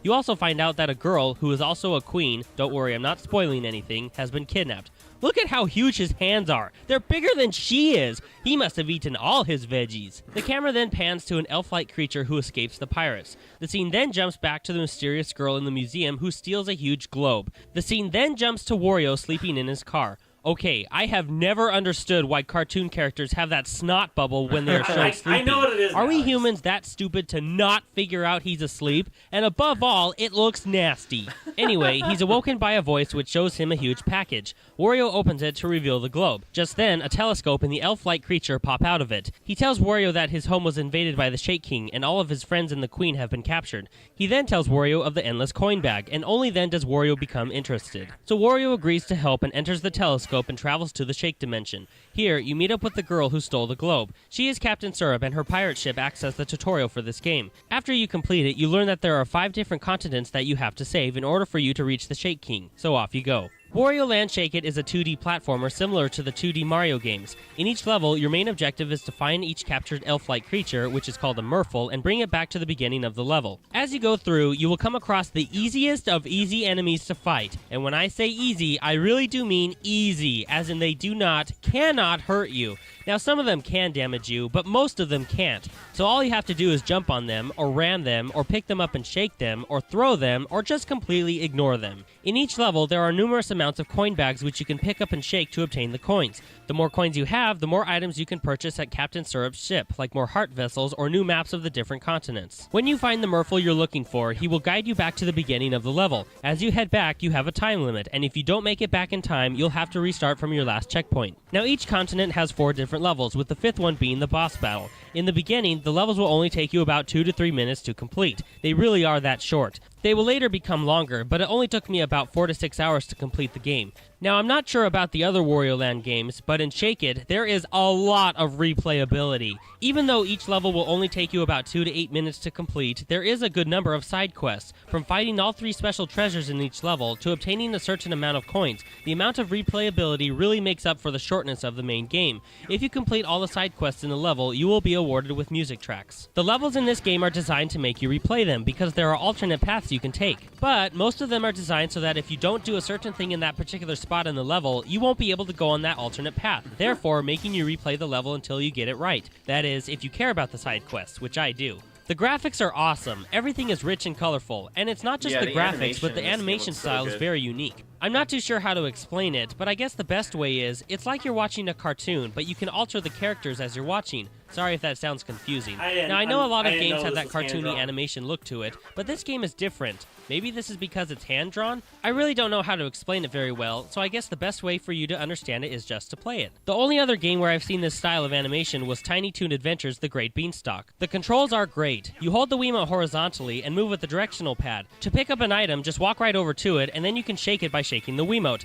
You can also punch down on the ground to send a shockwave by quickly jerking the Wiimote up and down. Punching the ground is a great way to stun your enemies and also open up new pathways in the level. I looked up the GameSpot review for this game, and they gave it the demerit of broken controls. I have no idea what they're talking about. I thought they worked great. I guess the only problem I would have was that the motion controls would at times not respond correctly, but seriously, this would rarely happen. The boss fights were fun, but just a little too easy in the beginning, but they do become harder in the later levels. Wario Land Shake It is a great game. Beautiful graphics, very cool and unique style of animation, tons of side quests, and just plain fun. The only downsides that I found were that 1, the game is pretty short, but the amount of side quests pretty much makes up for it. And cool. 2, the price tag. The most I would pay for this game is $30. I've seen multiple prices for it ranging from $37 to $50, which in my opinion is just too high. But overall, it's still really fun to play, and I would recommend it to anyone who just enjoys a good 2D platformer.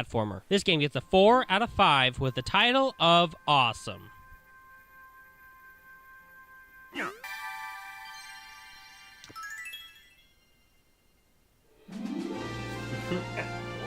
Wario!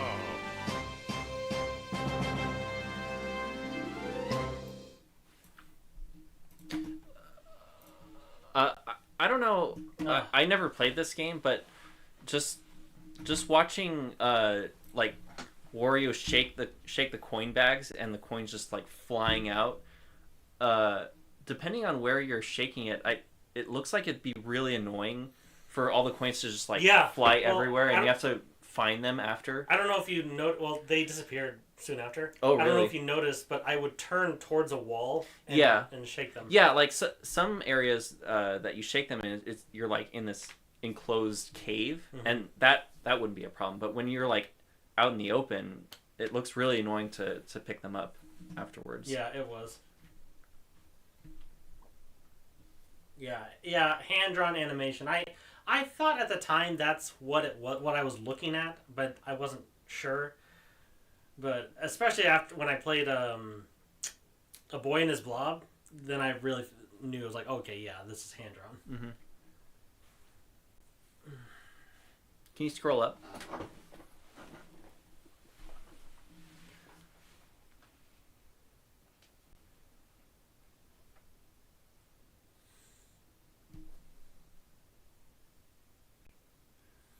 You started in the middle of the game?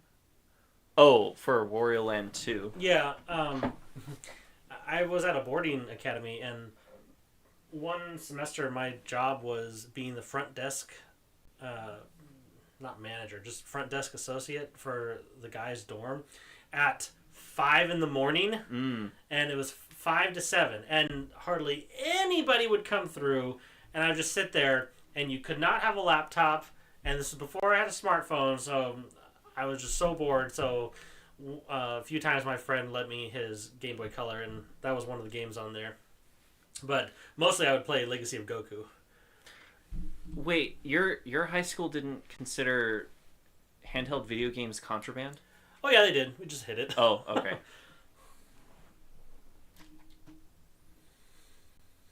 Okay. Our dad is in this next review? Yeah, this is Geometry Wars. Oh, yeah. Oh, I love this one. The live scene in this is really good. Yeah, this is the only this is the only live scene that our dad is in. I think. Yeah. There's a few live scenes in the reviews where he's in the background. He's behind the camera because he didn't want to like leave the room. Yeah. But he is in this one. Is Mom ever in these? No. She was the camera person for a few of them. Like what's the balloon one? That short little yeah balloon game. We'll probably get to it soon. Whatever it was called. She was the camera person for your live scene when you're holding the balloon and Espeon steals it. I remember, and then I cry. Yeah. Yeah, I remember that. Yep. Did I? Okay, good. I don't want to blow your guys' ears out.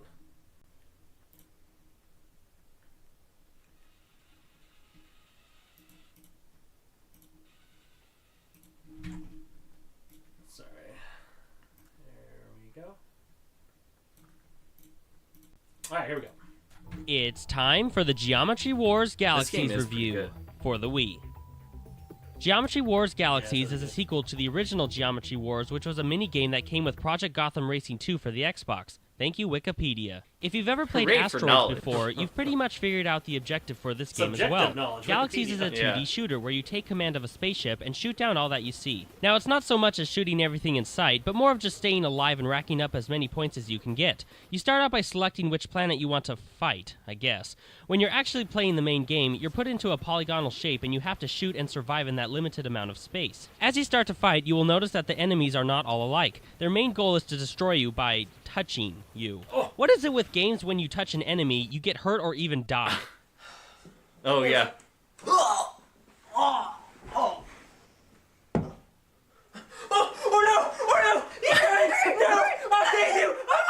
Anyway, certain enemies are worth different amount of points. Some enemies will fly right at you for an easy target, while others will try to maneuver around you. The enemies that are harder to kill are worth more points than enemies who are stupid and fly right at you. Some enemies are actually black holes that you have to destroy. I'm not even going to try and figure that one out. Each planet gives you a scenario. Some planets will start you out with 3 lives and 3 bombs, and some will start you out with only 1 life and no bombs to make it interesting and more challenging. Some planets have certain variables that will affect your playing experience by making you think in a more strategic way, as opposed to planets with just a plain ordinary shape. While killing off your enemies, they will drop little tiny yellow things. These things are called geomes. You will want to collect as many geomes as possible because they act as your multiplier. The more geomes you collect, the higher your multiplier will go, and you will receive more and more points for your defeated enemies. With more and more points acquired, your weapon for your ship will be upgraded to a spread shot. As I said before, some planets give you bombs, which will help you in those really tight spots by destroying every enemy on the plane. Geomes also act as currency for this game. With more geomes collected, you will be able to purchase new solar systems and planets to conquer. As well as buying new solar systems and planets, you can also buy new attributes for your drone. Your drone is your best friend in the game. It is designed to help you fight in many different ways. Before you start a level, you will need to decide which attribute your drone will take on to help you in the battle. Some attributes include attack, which will let your drone attack wherever you're attacking. Defend, which will let your drone attack in the opposite direction of where you're attacking. Or my personal favorite, sweep, where your drone will rotate around you at fast speeds and anything it hits will be destroyed, which can be very helpful when you're surrounded by enemies. After you complete a level, and by complete I mean die, because there is no end to any level, you will gain experience points depending on how long and how many points you received from the last level. Once you receive enough experience points, you will level up.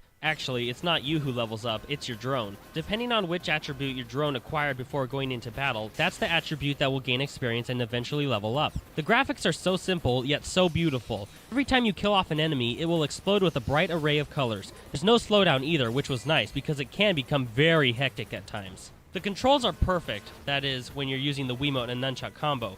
You can use the classic controller, but I felt the Wiimote Nunchuck combo was the best. You move with the analog stick, aim by pointing the Wiimote at the screen, press C or Z to use a bomb, and fire by holding down either the A or B button. I really like that you could use either one, because sometimes your thumb or finger would get tired, and it was really nice when you could switch. In addition to the main game, they also stuck in Geometry Wars Retro Evolved. It's like Galaxies, except you don't get a drone to help you out, and receiving a multiplier is harder because the enemies don't drop geomes. There are several different types of multiplayer modes. There's Versus, Co-op, and Galaxies. Versus and Co-op used the retro evolved principles, which was okay, but Galaxies was way more fun because it was co-op and they added geomes for high multipliers. The only thing I didn't like was that drones were not a part of multiplayer, but nonetheless, it was still pretty fun. There is an online mode, but it's only to show off your and everybody else's high scores. Now, I thought this next feature was really cool. If you have a DS, you can download Retro Evolved to it. Now you can play Geometry Wars wherever you go. Take it in the car on those boring afternoon drives. Play it while your parents think you're doing your homework. Take it in the bathroom while you're doing your business. What are you doing?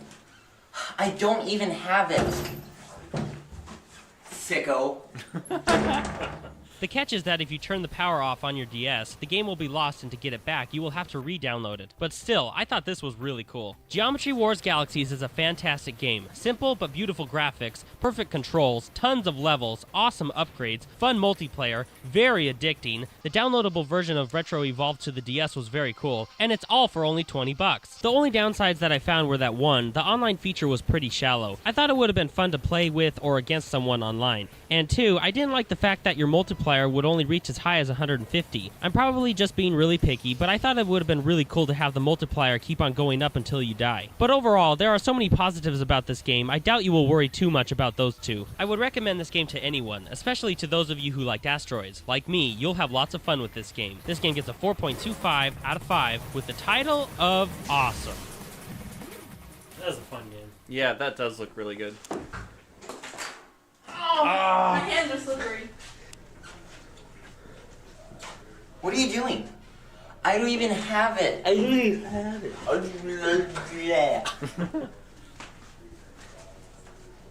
are you doing? I don't even have. Oh no, that's not good. Oh! This took so many takes. Okay, my arms felt like they were weird. Okay. This is taking forever. Okay.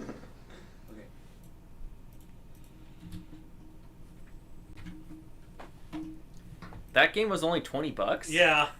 That's a really good deal, especially it lets you do DS download play. Yeah. To play a whole other game. Yeah, if you shut your DS off, it erases it. Oh. But, yeah. Wait, like if you close it? No, or... shut it off. Oh, okay. I bought another. There it is. Geometry Wars Evolved Dimensions, PS4.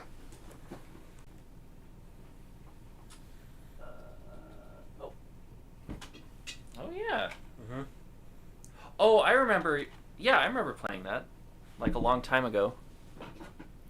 Really, you played this with me? Yeah. Yeah. It was when you let me, like, when you were visiting and you. Oh, I brought it. Yeah, that's right. Yeah, it's pretty fun.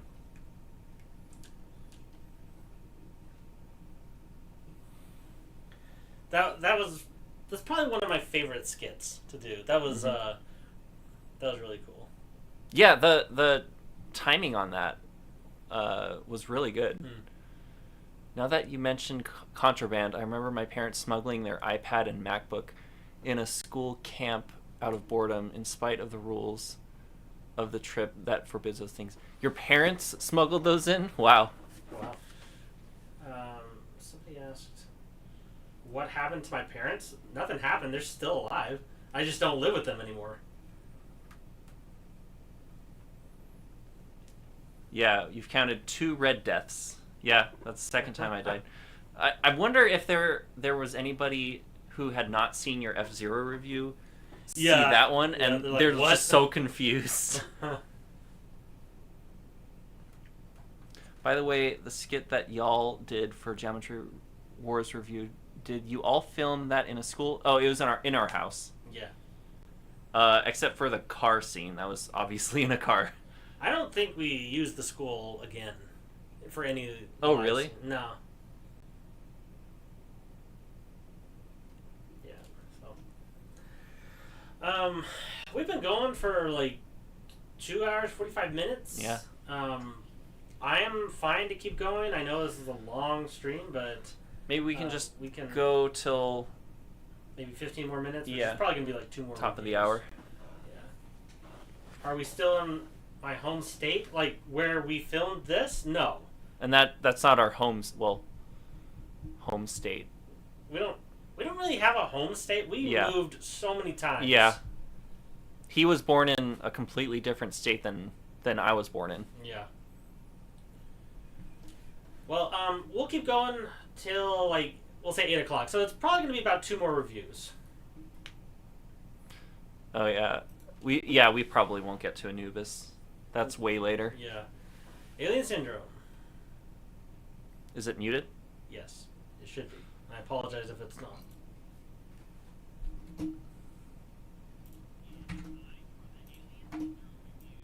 For the Wii.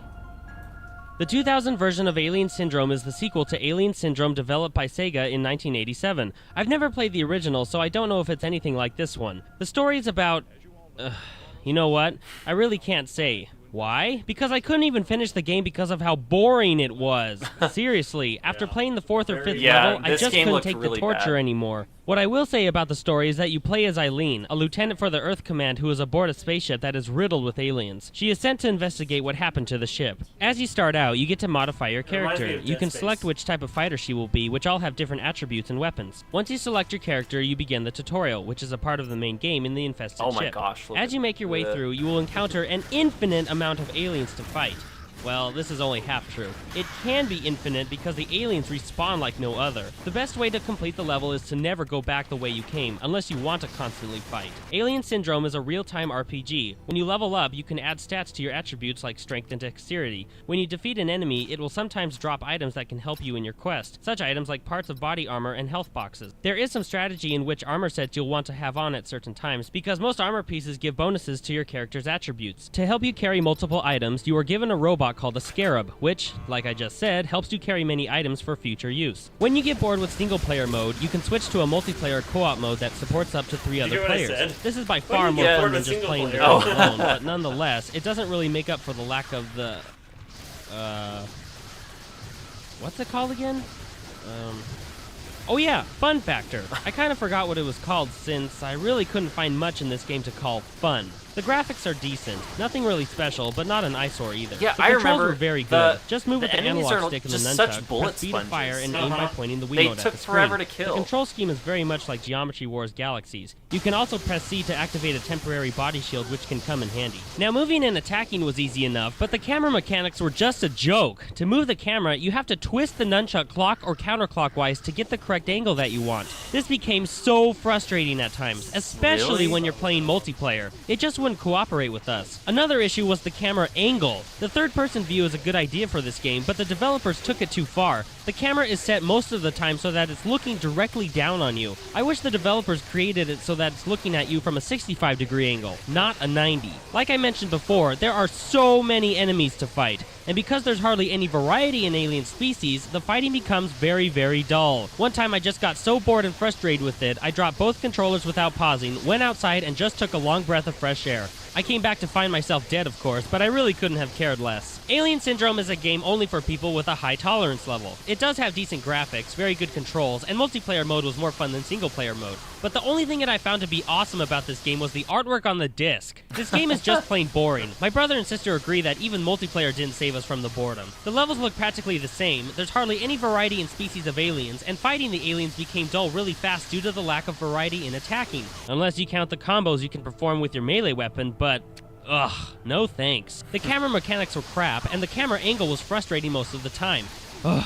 Now, I will admit that some parts of the game weren't that bad, but still, I'd say 90 to 95% of the time was just boring. If you like real-time RPGs like me, but have a super high tolerance level, I'd say go for it, but to the rest of us, I don't recommend it. Not even the $10 price tag at GameStop can get me to buy this game. If it drops down to $1, then I might consider buying it, but only to use the disc as a coaster. This game gets 2.5 out of 5 with a title of bad.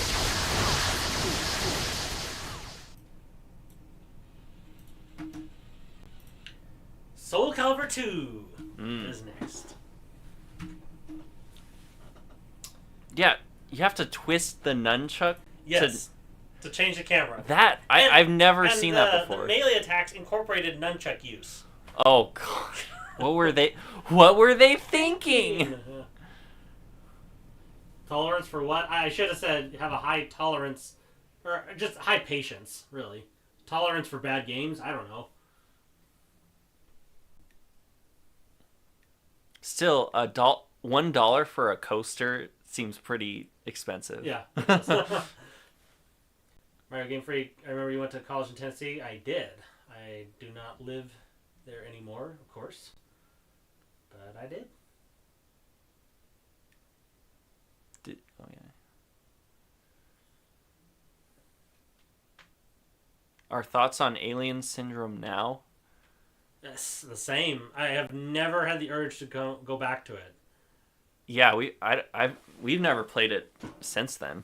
I think they were trying to be like Gauntlet, but yeah, the execution was poor. Yeah. Like honestly, the setup and the mechanics of the game, real-time RPG, you get dropped weapons and armor and stuff. That sounds awesome, but execution was very poor. Yeah, I think the worst thing I remember about the game is just how long it took to kill those aliens. Yeah. They would just never die. Yeah. If they had like half the health, it would have increased the fun factor. But also it's just all those like particle effects and it was hard to tell what was going on. Yeah. Do I own the? I did not own the game. I think I rented it. Why did you play it? Was it a review I don't know. request or Magical no, Chicken? it was not. It was just, it looked interesting. Okay, so this is probably going to be the last review that we watch. We're ending on a good one, Soul Calibur 2. I think this one had a live scene, didn't it? I honestly don't remember. Half of Yeah. them I can't remember. I don't. It's embarrassing to admit. Here we go. It's time for the Soul Calibur 2 review for the GameCube. Soul Calibur 2 was released on 3 different systems, the PS2, the Xbox, and of course the GameCube. What's significant about it is that each game for the 3 different consoles all had a bonus character that was significant to that particular system. In other words, if you had the PS2 version, you had the option to play as Heihachi from the Tekken series. If you had the Xbox version, you had the option to play as Spawn from the comic book series. And if you had the GameCube version, you had the option to play as Link from the Legend of Zelda series. Yep. Soul Calibur 2 is a fighter, as you probably already knew. There are lots of different modes you can play. Let's start with arcade mode. In this mode, you're put up against different fighters in different stages. After so many fights, you will come to your destined battle where it'll show you a little side clip of you and your opponent before you actually fight. After you win that battle, you get to face Inferno, who acts as the boss. Arcade mode ends when you defeat him. There's a more in-depth adventure mode called Weapon Master mode. Here, it will start you off on one side of the map, and it's your job to basically get to the other side and defeat the final boss. The game will set you up with a story, so that's not just all mindless fighting. But I actually didn't care about the story. I wanted the mindless fighting. In each region of the map, there will be multiple areas to fight in. After you win a fight, you will be awarded with experience and gold. Now, it's been a really long time, and I can't remember for sure, but I'm pretty sure that experience doesn't really do anything but level up your title. The gold, on the other hand, can be used to purchase new weapons, costumes, artwork, and video clips. Some regions have special rules, like only your opponent's weapons will be visible, or for each hit you land on your opponent, you will gain extra gold. Oh, and I some thought you will meant... just be a normal fight. There are some stages that act as a maze or labyrinth that you have to complete in order for you to gain experience. These stages were my least favorite because of the loading times after each fight. If you ask me, it just took too long to load and it became pretty frustrating. The graphics are great, very smooth, detailed, and lots of flashy combo attacks. Probably not the most realistic looking game, but hey, the controls are almost perfect. There were some incidents where they might not respond the correct way, but for the most part, they were fantastic. As you're fighting, you can pause the game and look up combo moves to pull off that can really damage your enemy. Now here's an interesting thing. I don't know why it's like this, but the names for some of the buttons on your controllers are pretty weird. Like for instance, to pull off a vertical attack, you need to press the Y button, but on the help screen they labeled the Y button letter B, and they named the X button letter K. Now I can understand why they would name X letter K, because the X button is the kick button. But why is the Y button labeled B? When I first started to play this game, I didn't know what I was doing wrong, because the instructions said to press B, so I did. But the B button on the controller is to actually block or guard, not a vertical strike. So anyway, it can be confusing in the beginning, but easy to figure out. There are many characters you can choose from, but like the Smash Bros. Series, I'd have to say Link is my favorite character. And it's not just because he's Link, but I really believe he is the best character in the game. There are other characters who are very good as well. I think in fact, I've heard they're all he good. actually It's just knowing how to use them. Some of them can be very fun to play as, but I still think Link is the best. There are some characters who would be considered uber cheap, like Ivy. Her weapon is a sword that can extend itself into a dragon's tail sort of thing. It always does high damage, it can stretch out really far, and the computer can be really cheap as her. Oh, and also, some of her moves are almost impossible to pull off. Look at that! Kudos to those of you who can actually perform those moves. Soul Calibur 2 is an excellent game, and is one of my favorite fighters up to date. Great graphics, virtually perfect controls, awesome looking combos, good variety of characters, and a great amount of collectibles. The only downside that I found was that the loading times in Weapon Master mode just took too long in my opinion. But overall, it's still a fantastic game, and I would recommend it to anyone who loves a great fighter. I'd have to say that this is a must-have for anyone who owns a GameCube or Wii. I bet you'll have a lot of fun with it. This game gets a 4.25 out of 5, with the title of... Oh, that's sick. Yeah, this is like the only fighting game other than Smash that like I'm actually decent at. Man, if Nintendo wants to make money, they need to put it on the Switch. They don't even have to remake it or upscale it. Just put the main source code of the game on the Switch. People will buy it in a heartbeat. I know. Well, it'd be Bandai Namco, but yeah. Oh, yeah. Man, Or if they ever put GameCube games on the Switch, like Virtual Console, that has to be one of them. It probably wouldn't have online, but I wouldn't care. Do I still have Soul Calibur 2 and Sonic Black Knight? I never owned Sonic Black Knight. That was a rental. But I do own Soul Calibur 2. and I think I was at the local used media store around here, and I saw Soul Calibur 2 in the case with the manual and everything. It was, I want to say like $150 or something. Man. It was crazy. Wow. And it's a slight reason why I honestly don't want GameCube Virtual Console, because all my physical copies will go down in value. Yeah.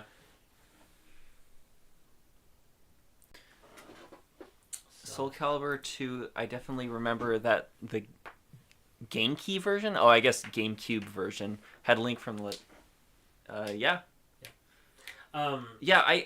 If I remember right, I've heard like from people who played Soul Calibur 2 professionally, or like at a competitive level, I think I heard that Link is the best character in that game.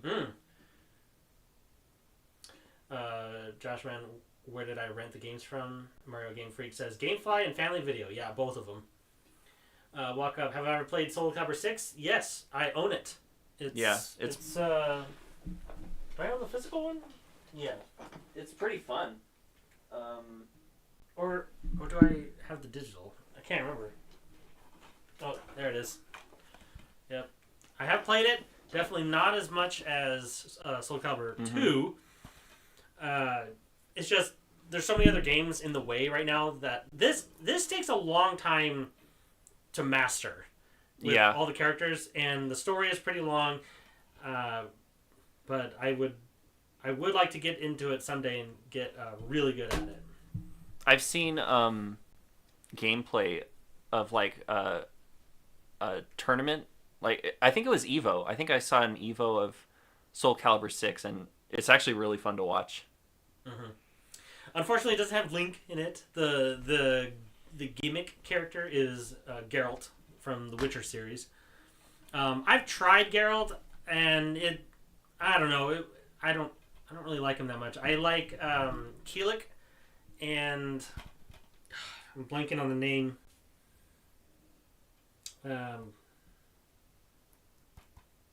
Maxi. Keelik and Maxi are fun to play as. I like I don't know their names, but one of the characters, he has like two swords that have like red magic and blue magic. And another character... Oh, Cervantes is fun too. And then another character I like, he has like this like long sword. I don't remember his name, but yeah, this game is pretty fun.